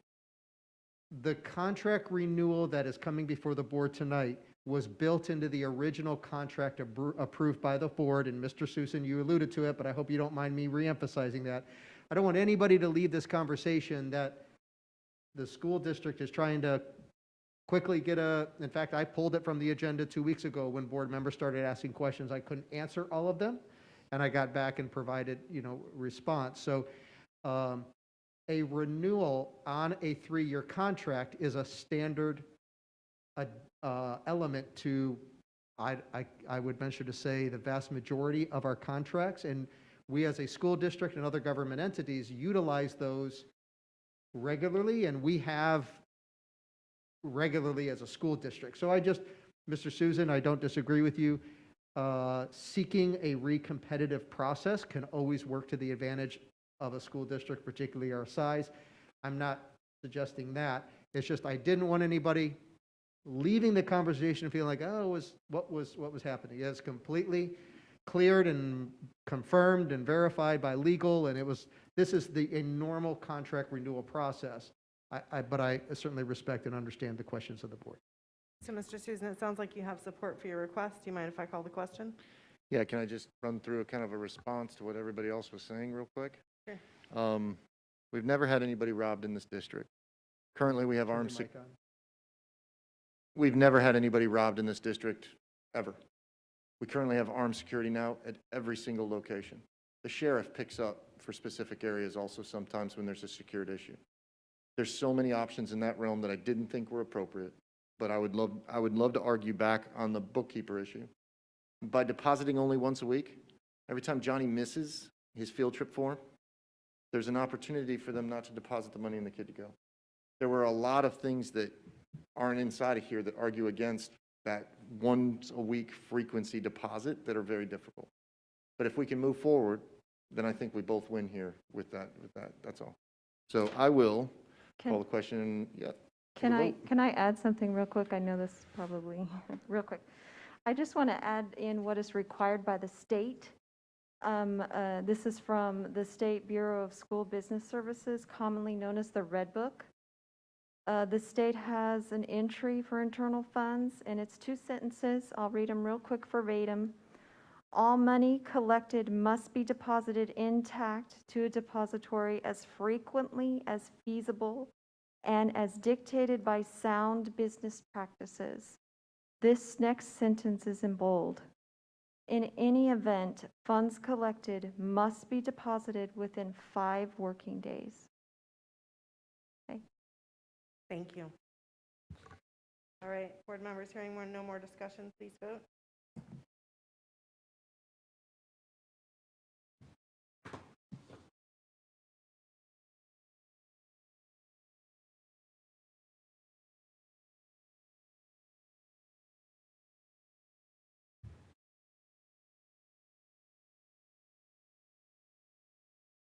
The motion passes 4-1. All right, Dr. Mullins. Okay, I think now we're on to item G34, which is to hold a public hearing and approve the revisions to Board Policy 5350, Student Suicide Awareness and Prevention. Is there anyone present this evening who would like to publicly address the suggested revisions to Board Policy 5350, Student Suicide Awareness and Prevention? Is there anyone present this evening who would like to publicly address the suggested revisions to Board Policy 5350, Student Suicide Awareness and Prevention? What are the wishes of the board? Move to approve. Second. Moved by Mr. Susan, seconded by Ms. Campbell. Any discussion? Please vote. Yeah, it's stuck on the left. Would you like me to take a voice vote, Ms. Escobar, or do you want us to reset? All right, all those in favor say aye. Aye. Aye. Any opposed, same sign. The motion passes 5-0.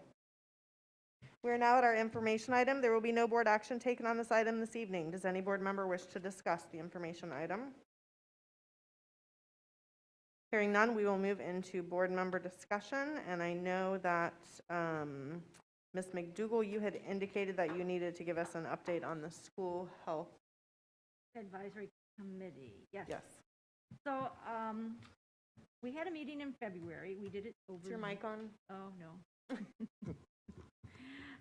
We had a meeting in February. We held it over Zoom.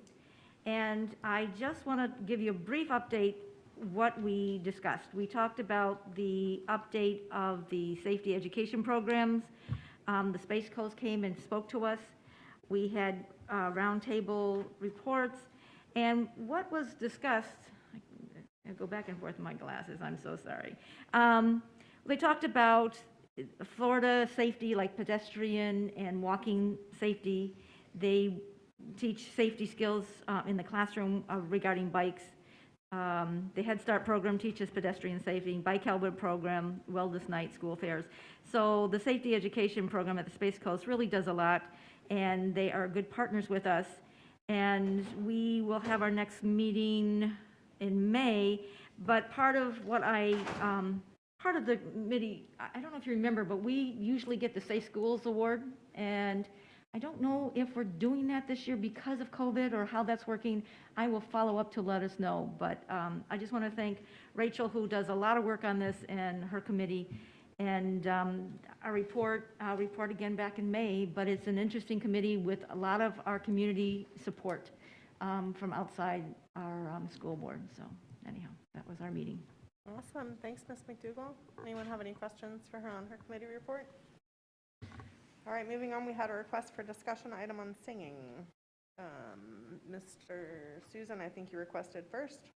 Yeah, I'll just defer to Ms. Campbell for it all. Kind of just rambled on for about a half. I can't hear you. I think you said something about rambling on. I said I just did the last discussion, so I'll leave it to you to start this one. Okay.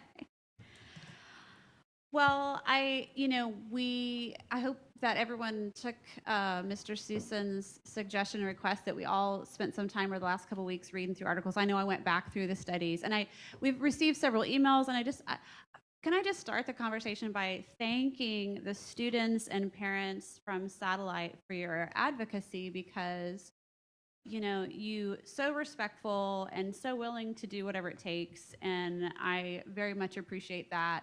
And we always appreciate students advocating for themselves, but the way that you advocate for yourself really says a lot about you and your commitment and your realization of what we're going through. I mean, the whole world is going through together.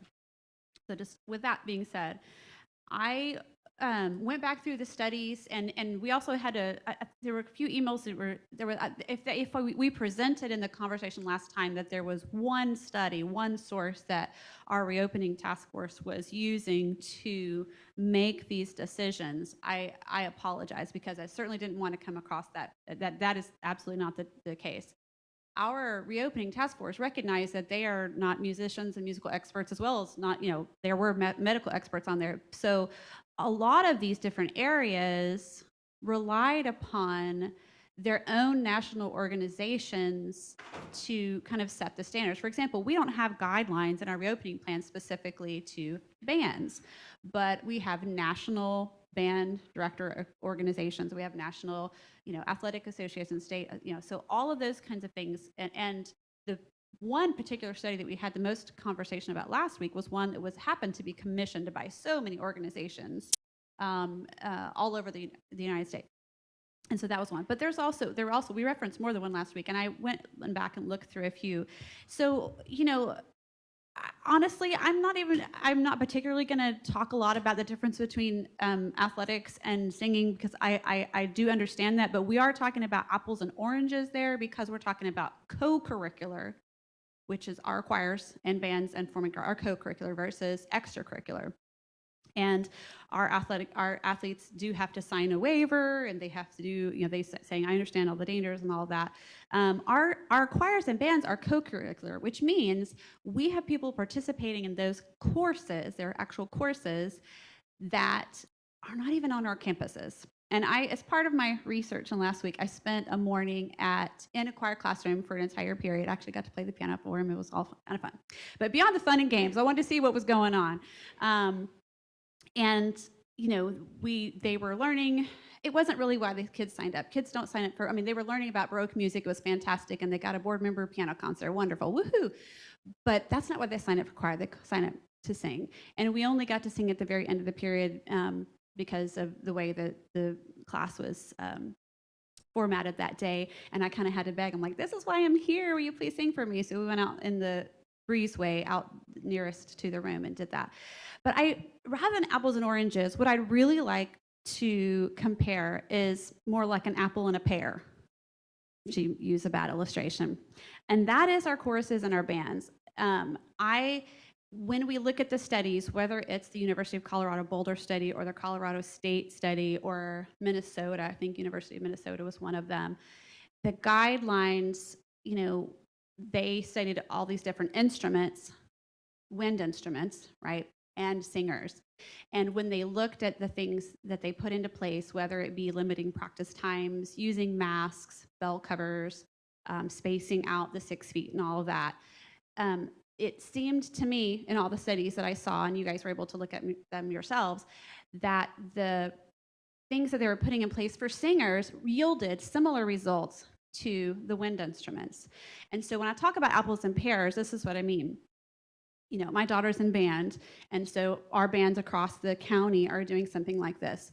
And forgive me if I'm repeating from what I said last time. They rehearse for the first 30 minutes in the room.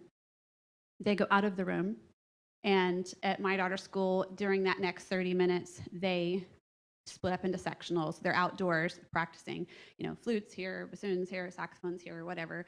Or she's in jazz band, so the jazz band goes into a different room and to practice, and then they come back for the final 30 minutes because it's block schedule. And so they allow that 30 minutes in between for the room to air out. I believe that most of our bands are doing something similar. And so if we talk about apples and pears, you know, when we talk about what we might be able to do, and this is a might for our, you know, for us to ask our reopening task force if we want to look at that. What it might look like is this, that our choir programs or our music theater classes, you know, rehearse indoors 6 feet apart with the mask, you know, for 30 minutes, singing, go outside. They still would have to have that outside time to do sectionals or outdoor singing, whatever they might do for the room to air out, and then come back and they could do a final 30 minutes. It depends on what the next class is because you still need that 30 minutes. And so it would depend teacher to teacher and school to school. That's what it might look like. It also might, talking about apples and pears and chorus versus a band, it also might look like something similar to a band concert that I attended. It was supposed to be outdoors in the football field, but it was freezing cold in December. I don't know if y'all remember that weekend. So they moved it into the gym, but this is a large band program, couldn't possibly get all the audience in the gym at the same time. And so what they did was they had one band play, they cleared the room, wiped everything down, had the next band, and the intermediate group came in. So what it might look like for a chorus concert, just throwing this out there as possibly, it might look like a 30-minute concert of one choir. You know, let's say they do a concert at 5:30, clear the auditorium, clean everything down, air the room out. The next group comes in, they do a 30-minute concert at 6:30, and then 7:30. That kind of thing. That's what it might look like if it looks similar to what our bands are doing. What it's probably not going to look like is a full-scale musical, because you're talking about an hour and a half. And I know everybody recognizes Les Mis that wouldn't really fit, but you know, an hour and a half of singing in an auditorium full of people, that's probably what it's not going to look like. Except I just have to give kudos to Pam Escobar, our assistant, because she came up with a brilliant idea that I don't know what you guys end up doing it, but I hope this gets out there as a possibility. The idea that schools could record the singing parts of the musical and then lip sync. Think about it. Chew on that one. I really like that idea, and I thought it was brilliant, because then you could still get all the acting. It's your own voice. It's not the same, but it's better than nothing, you know, and it would be indoors. So I really, really like that idea. So I wanted to give kudos to Miss Escobar because she happens to be a singer, so maybe that's why she thought about that. I thought that was a really good idea. But so those are some of the things. But I want us to recognize too, and then I'll turn it over to whoever else wants to say something. I want us to recognize too that even if we eased up on these guidelines and we allowed some limited indoor singing, similar to what the other school districts that were mentioned tonight may be allowing, there are still some of our teachers and our schools who aren't likely to be ready for this, just so you know. Because even with the possibilities that we have now, and I told you, we have had chorus concerts. I know that one of my high schools had an outdoor on the football field chorus concert with masks. It was outdoors, so they could have it. Again, it was really cold, but you know, they did it. Some of our schools aren't even doing that, because of concern, because of the logistics of it, because for some of them, so many of their students, for example, I was in a class that had 14 to 16 kids in the class, but there were 18 to 20 at home, and that's a pretty good sized group, and I thought they sounded pretty awesome with just the 16 kids, but you know, so many of if their students might not be able to participate, it would make it a lot more difficult. Our bands and orchestras are kind of working around that, having extra school rehearsals after school and bringing e-learners who will come in. But remember, it's curricular. What that means for a chorus class or a band class is you get a grade for the concert. You can get a grade for an after-school rehearsal. It's curricular. It's required. So I just want us to be aware that even if we ease up on some of this, some of our schools and our teachers are not quite ready for it. And so it may be you are allowed to do this, but not required. That's my 2 or 25 cents. Thank you, Ms. Campbell. Ms. Jenkins, did you want to? Yes, please. Some of this might be redundant to what I said last time, but I just kind of want to restate it. So once I started receiving emails about this topic, I took this into serious consideration. I responded to many of you, not all of you, because there was a lot. And I reached out to our local theaters and the directors there, and I really wanted to dig deep into this. And I acknowledged a lot of the things that some of the students and the parents had said last time, which was that the CDC just has kind of like a simple statement when it comes to singing. And so I had asked last time, can somebody show me the data that proves wearing a mask inside? What should we do? What is required to keep us safe? Because a lot of those things that the CDC was referring to studies that were maskless, which we can all assume that is not safe to do, right? Given my history as a speech language pathologist, I took many speech science classes. I very much understand the studies that were sent to me and that I reviewed. I understand how things are different between consonants and vowels and high pitch and low pitch and the intensity in which you're singing. But I really was missing that question mark of, okay, I get that we made this decision based off of multiple data sources, but which data source told us about wearing masks? And so Ms. Campbell did send us that one, and I did review it. And I'm glad that you kind of took a look at it again, because what I had noticed immediately was that it did show the equivalence between singing with a mask and playing woodwind instruments, specifically a clarinet, actually with a soprano singer, mitigating the risks equally. And so after reading that, I know that's just one study, but that's the only one I could find that specifically did research on wearing a mask and singing. And it did speak of all that, about the time of clearing the room, 30 minutes, and then 20, it depended on the amount of kids in the room and the airflow in the room. And so, I mean, I'm with the students, I'm with the parents on this one. I spoke very clearly last time as well. I'm conservative when it comes to the restrictions of COVID. I want all of our students and our staff to be safe. Do not get me wrong. A lot of the things that are happening in our athletics, I'm not going to pretend that I'm comfortable with by any means. But when I read this study, I'm with them. We've had some cheerleading teams quarantined multiple times, and they're shouting, and people in the crowd are shouting, and that's not any different than them singing with a mask on. And so I want to say, just like Ms. Campbell did, thank you to the parents and the students for advocating for yourselves and for the ones that you love. I appreciate you. I appreciate that 99% of the people who were advocating were saying, we understand there needs to be safety guidelines in place. Let's figure out a way to make that work. And so after reading more information, I truly feel like there has to be a way. Yes, I agree with Ms. Campbell. It's going to be really difficult to put on a musical theater production if we're going to have, there's really no time. I mean, the students acknowledge that as well. But let's just think forward. Can we get our students inside to where they can hear each other, where they can appreciate each other, enjoy those experiences, and hopefully set us up for something for next year as well? This isn't something that we can just kind of ignore come August. And like I said, I was really grateful to hear them singing for me at Satellite. But somebody who is in, marching band and in choir myself, I acknowledge, the first performance I saw was in this amazing breezeway. I gave them the most amazing acoustics. And then when we're sitting out in the courtyard, I mean, I know you guys are probably going to have mics on, but it's not the same. And I know that how important that is to them. I know a lot of our schools have really large choir rooms. I'm pretty sure we can make it work where they're using their auditoriums instead and kind of rotating. Maybe they're not doing it every single time they have a class, maybe every other class.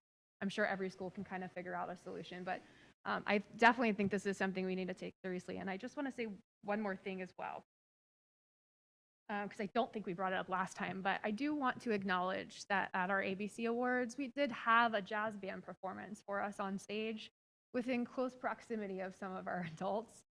And so I feel like if something like that was able to take place for us and we were safe, I feel like we should be able to figure out a way for our students to be able to perform as well. So thank you.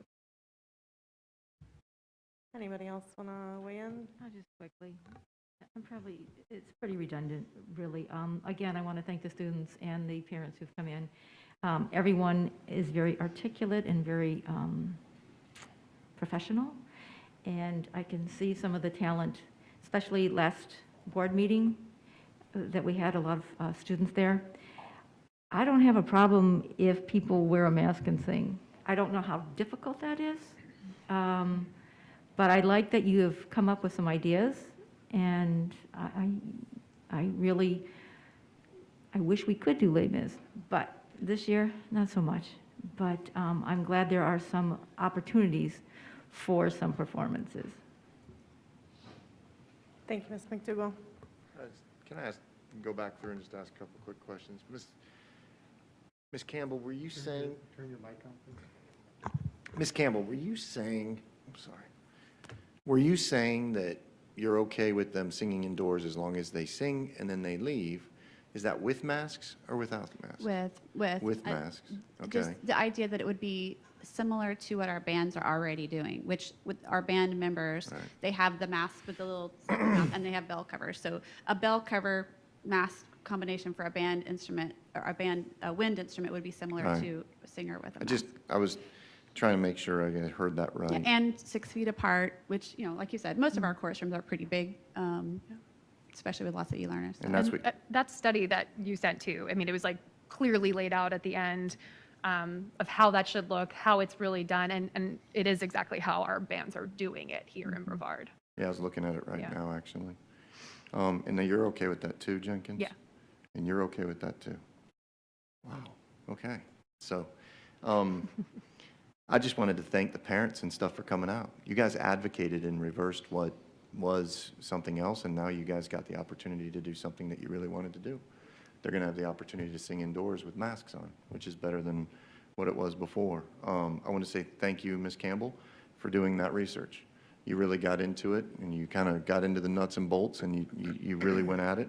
Ms. Jenkins, you're an animal. You met with people. You were meeting with everybody else and going around. And I think that one of the things that you see here today is that you guys came in front of us, came with a situation, and then this board went to work, and they really did their homework. And I will tell you, being on many boards throughout the entire state of Florida, we don't have that collaboration. We don't have that special thing that just happened. And I'm more in awe of that and what you guys have put together than I am of anything else. Like, this is a special moment. Ms. McDougall, thank you for putting your research there too. I called around just like you did. I went and researched it. I read the reports, and then I just literally went right back through it again to read the same thing, and have come to the same conclusions that you guys have all said, the masks and everything else. But one of the issues is that a lot of the programs, it's almost too late to get them in there. So I did want to say I checked with like Vieira High School and some of the others and came across the same thing. But it is what it is. We got this across the finish line, and it's a good. This is civics, and I love that. And I'm sorry to be kind of nostalgic at this moment, but this is a big deal. And I really enjoyed the process. I really enjoyed this parents and students. I'm in the same agreement. It doesn't matter. You already have the 3 votes before it got to me. Miss Belford will probably have one way or a nay, but congratulations. I think this is a big deal. So with that, Miss Belford, you're good. Thanks, Mr. Susan. I am not a nay. However. No, I didn't say you were. I just said you're going one way or the other. Oh, I thought you said Ms. Belford would probably be a nay, and I was Ms. like, Belford, I don't would know where never that's say coming that. from. No, I would never. No, I'm not a nay, but I do have a request for this board on the direction that we are going to leave with tonight, and that is, I would request that we give the superintendent time to convene the reopening task force and develop clear criteria that they would be comfortable with, because what I don't want is us walking out of here tonight and the public thinking we can sing with masks on and there's no expectation, there's no restrictions, there's no I just think that's disastrous. So while I certainly am open to incorporating what was found in the research, that would be my only request, would be at the very least give our team the opportunity to make sure that all of the right things are in place, so this isn't just a free-for-all disaster. Would that be acceptable? Yeah, I spoke to Dr. Mullins beforehand, and that's one of the issues. We can't just say to them, okay, you can do that, it's definitely, but the time frame is what I was concerned about, Dr. Mullins. Do you know how long it would take to do something like that? Well, if I may, I have two requests of the board. This is somewhat of a departure from our prior process. Our reconvening team comes together quarterly to review our practices and brings forward recommendations. If I understand the board's direction right now, which has not been formalized with a vote, it is to send the team to go put protocols in place to permit indoor singing. I would ask, Madam Chair, if you would request, my request would be to take a board vote, because I want us to follow process and protocol to ensure that that is the direction of the board. And I do send staff appropriately to the reconvening or the reopening task force with the right task. So I understand they're not bringing back a recommendation as to whether or not to sing indoors or not. They're to bring back a recommendation of how to do that safely. And then second, our fourth 9 weeks begins right at the end of March. We have a March 23rd board meeting. I would assume we could bring the reopening team back together to put together those recommendations by March 23rd for essentially the following start of the fourth 9 weeks. We get a little bit, just a reminder to everybody that we're used to the school year ending like the third week in May. We go into June this year. The school year, it doesn't end until June 4th. So we still have 4 weeks of the third 9 weeks left. So it was a reference, I don't remember who, that, oh, we're almost into the fourth 9 weeks, but we're not. We're still 4 weeks away from the fourth 9 weeks. So I can work with the team to see if it can be done by the March 9th board meeting, but that's only 2 weeks away. Our reopening team is 14 members across lots of different venues that are both within and outside the district. So I don't want to overpromise and underdeliver and put an unreasonable expectation on staff, but we would certainly do everything we could. Can I follow that? I think if there's an idea that they can get to, that's a okay process in my book. If they know that something's coming and they can plan it for April, then they know that on March 23rd that this is going to be something that happens. I'm okay with that, unless you guys think that the March 8th or 9th is one, or if you guys think that it needs to come earlier. I don't know. I have a question, and Ms. Campbell, you're probably going to be the best person to answer this question for me. Are some of our bands performing inside? Yes. Okay. I mean, not all. Okay. But like I said, my particular, it's tricky because, like I said, Depends on the size and the one that and I the venue. went to is supposed to don't have an auditorium, and so many of them actually perform at a feeder high school or an area high school. I know Eau Gallie has such a fantastic auditorium. Several schools use theirs for different things, and so Heritage Central uses all band, orchestra, and chorus. They usually do all their performances at Heritage. So I think that complicated matters in the fall because so a lot of our middle schools, we're doing the virtual ones because they just don't have a place to perform. If Central tried to do a concert at their own school, they couldn't even get, as big as their bands are, they couldn't even get them on stage. So that makes it a little tricky. So not everybody was doing it depending on their need. So the reason I'm asking is just because I feel like this would be important when you give direction. Because, we're sitting here talking about singing inside from the class perspective, but then the next question is it just in the classroom? Is it just for that? Right. And so I would assume if we went the direction of allowing some performances with those protocols, they would still have to submit a plan in order to have that performance. But I want to throw that out there as well, just to consider that at the exact same time, if that's going to be something or not, so we're not coming back to this. Yeah, and I think that's part of the importance of giving the team time to look at this. I would go so far as to say I think the board has made it clear that we would like to get to a way for them to sing indoors. But I also think we need to leave it open that if they come back and say, this absolutely won't work, or these are the things that we absolutely have to have, and maybe it works for the classroom, but maybe it doesn't work for performance like that. that's where I struggle, because I think that, looking at my time on the board, when we, sitting up here, make a snap decision and provide direction like that, it usually comes back to bite us some way. Because I think we need to understand the voice of the teachers, and they need to get their input as well, and the students, and what does a 3-layer mask look like? Do we have to have a 3-layer mask, or can we do it with the other masks that we have? I think there are just lots of pieces there.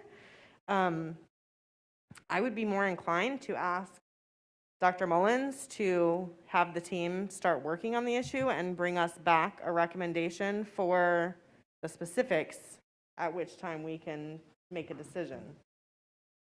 I just would add in there, our next meeting is in 2 weeks, which means Pam will be releasing the agenda to us like tomorrow or the next day, and then it goes out pretty quick. I mean, it's a pretty quick turnaround and just to your point, Mr. Susan, as far as groups getting their concerts ready. I know even some of our bands and orchestras don't have, where they normally would present all the dates at the beginning of the year. Here's all your rehearsals, here's all your concerts, put them on your calendar now.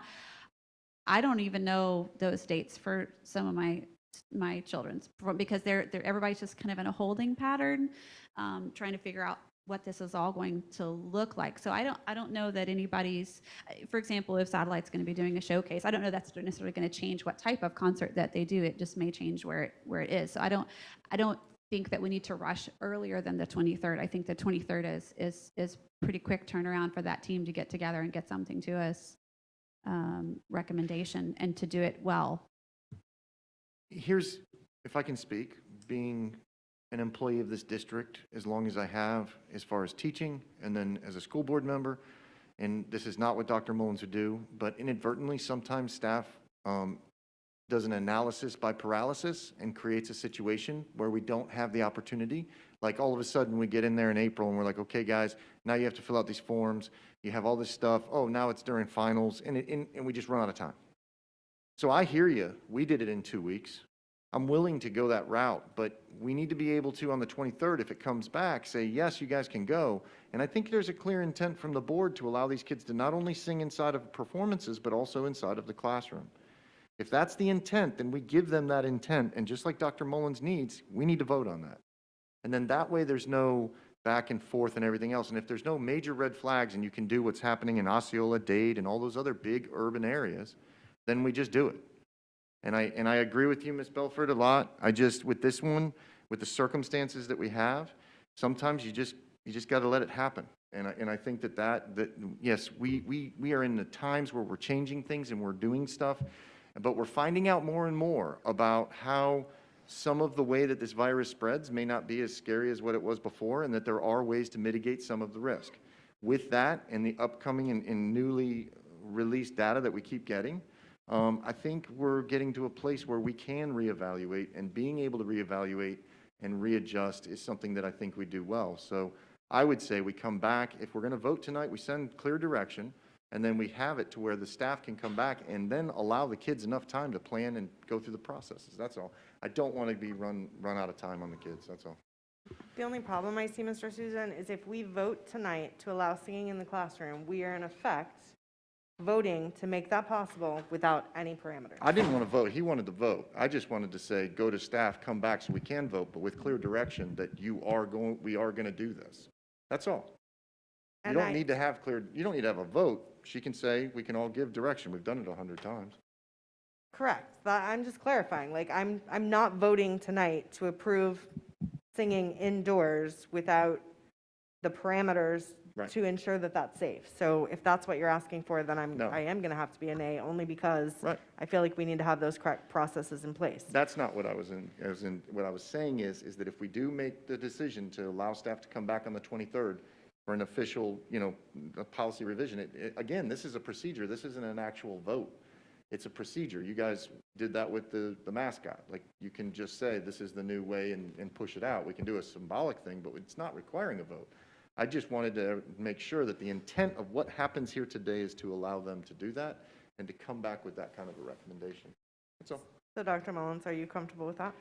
Well, yes, I want to clarify and make sure I know exactly what the direction is. My intent in a vote is to make sure I understand what at least the majority of the board's interest is, because staff's time is valuable, and I don't want to send them doing something that in 2 weeks or 4 weeks from now, it doesn't reflect what the board's intent is, because it will require the board to ultimately at least approve, if not vote, to move forward with that.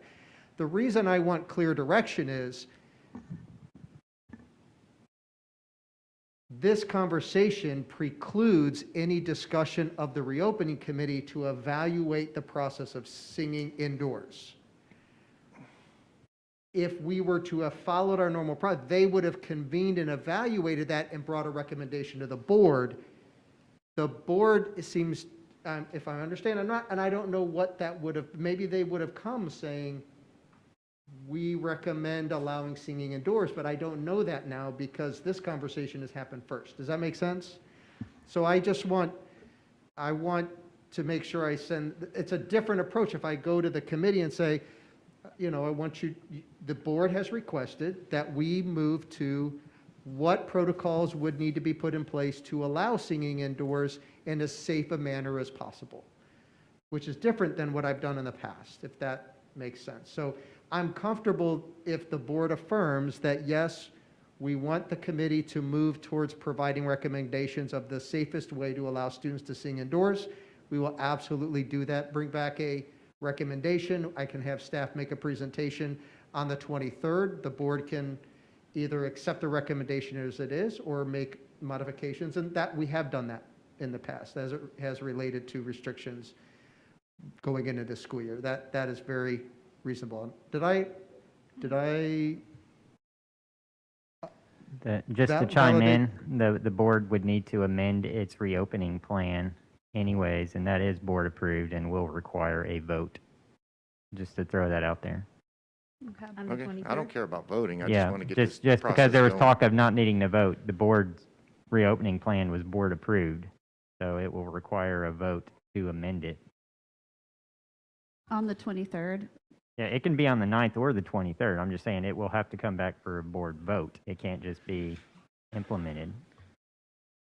So I'm curious to see how you all feel as well, but I think process is important, and quite frankly, if we can all still make a final decision based on what comes forward, right?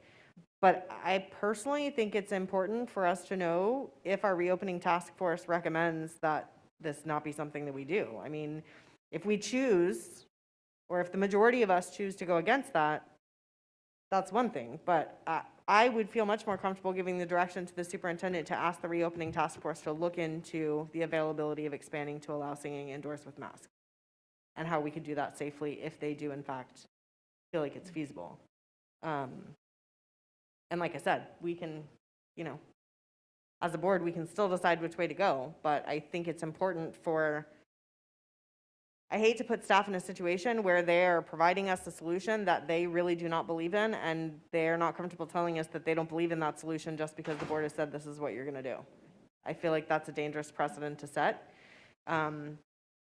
Obviously, we can evaluate as we see fit, but I just think it's... I would remind us all that when staff first presented our reopening plan back in July, that, for example, the mask recommendation was highly recommended or strongly encouraged or whatever, and it got changed to expected, and then it got changed to mandated. So, we did make those changes to what was recommended by the staff based on what the majority of the board wanted at the time. So I did, thank you, Mr. Gibbs, for piping in, because I did, there were some things in our reopening plan that said these can be revisited and changed, and we've had little adjustments. I don't know this particular item, what makes this where we would need to do a full vote to... Wouldn't be, it's just a vote to amend. Every time we've amended it, we've voted to amend. We did. So, yeah. Okay. So I think that I hear what you're saying, Ms. Belver, but the staff just heard, the majority of us say we want this to happen. So, I know it kind of I hate that we put everybody in an awkward situation, but you know, I think they would expect it to kind of come back to it.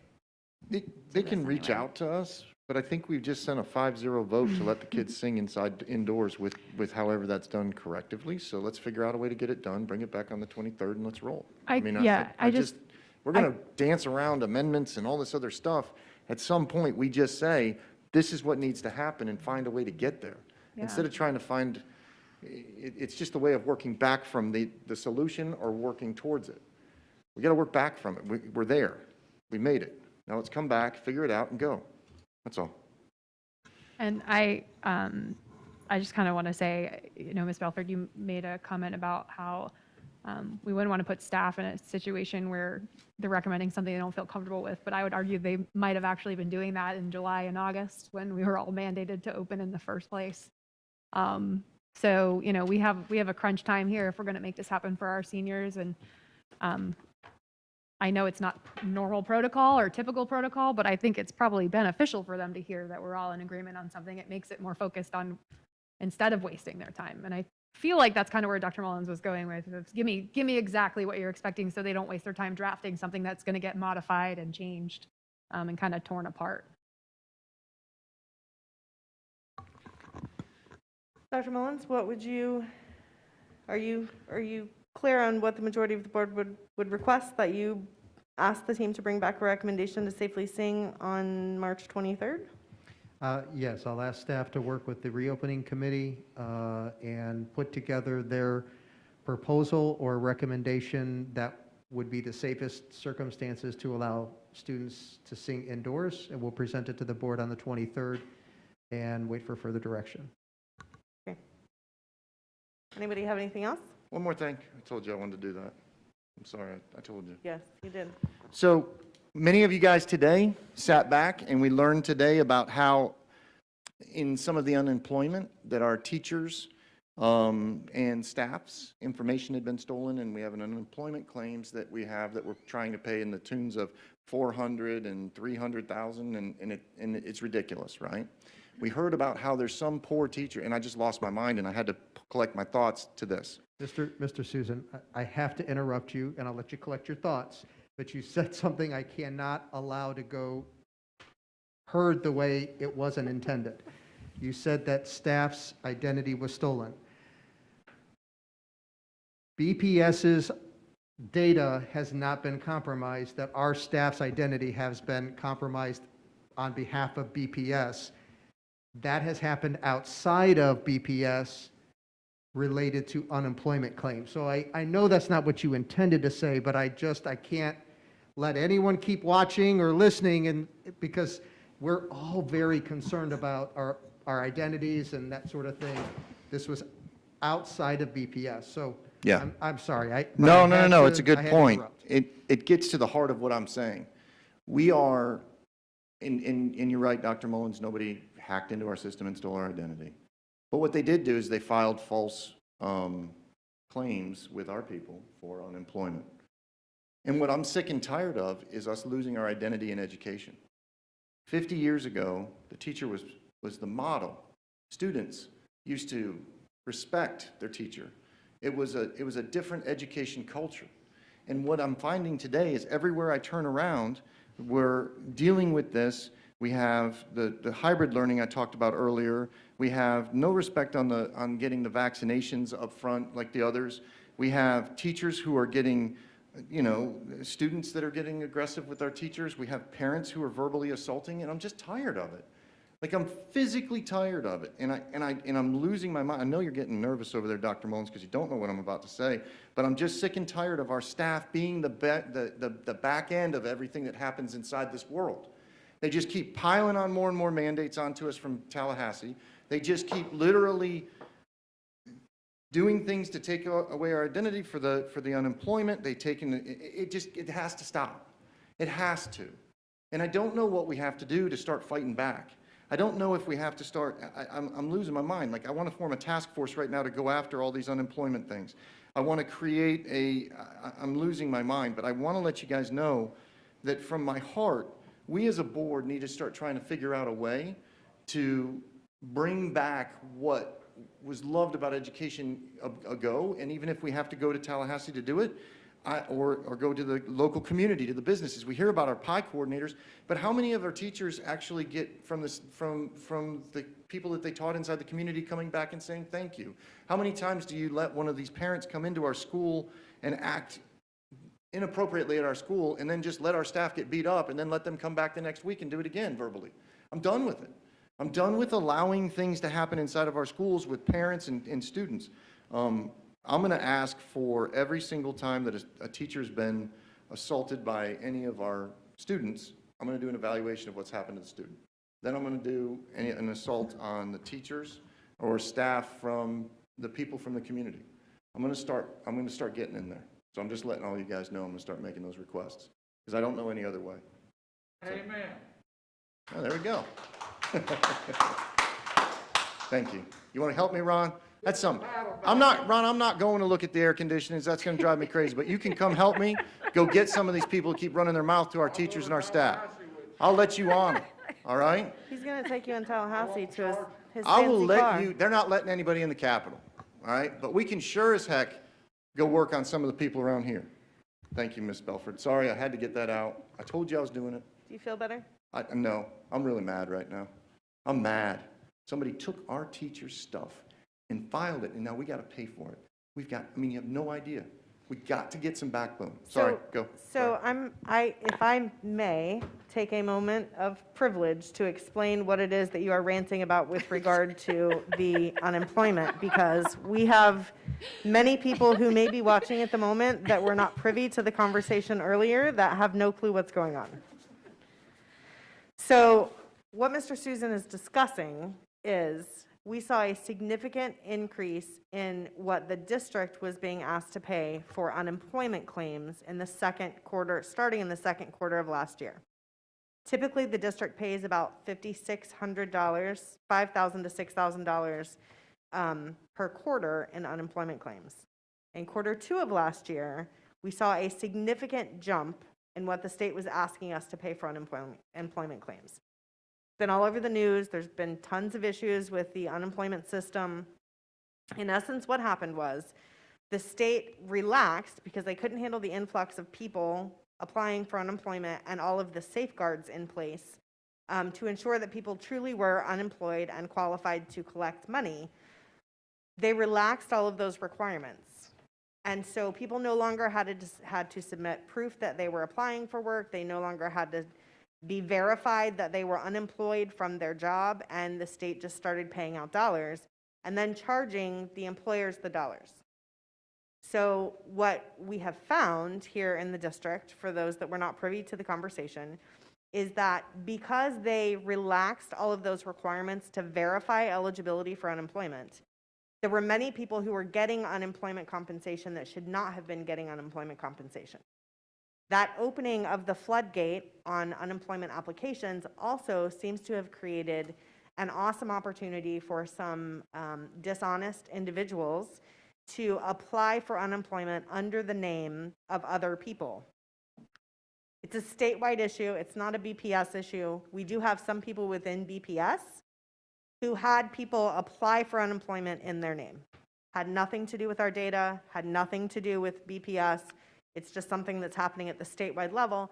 But the impact is we are having to pay those unemployment claims right now as we wait for the state to hopefully figure that out. And it's a really bad situation, incredibly frustrating. And the state has a lot of work to do to fix it because we're looking at significant dollars. We went from $5,600 in our first quarter to $140 in our second quarter, and then to something 280. Then 400.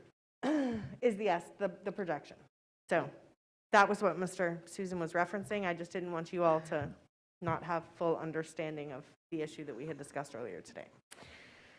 Okay, anyone have anything else before I gavel us out? I just want to say one thing, super side noted, but I feel like I have to. The feminist inside of me is screaming, Mr. Susan, you better calm down before they start calling you a firecracker too. I mean, you're welcome to join, but. With that, have a good night. Thank you.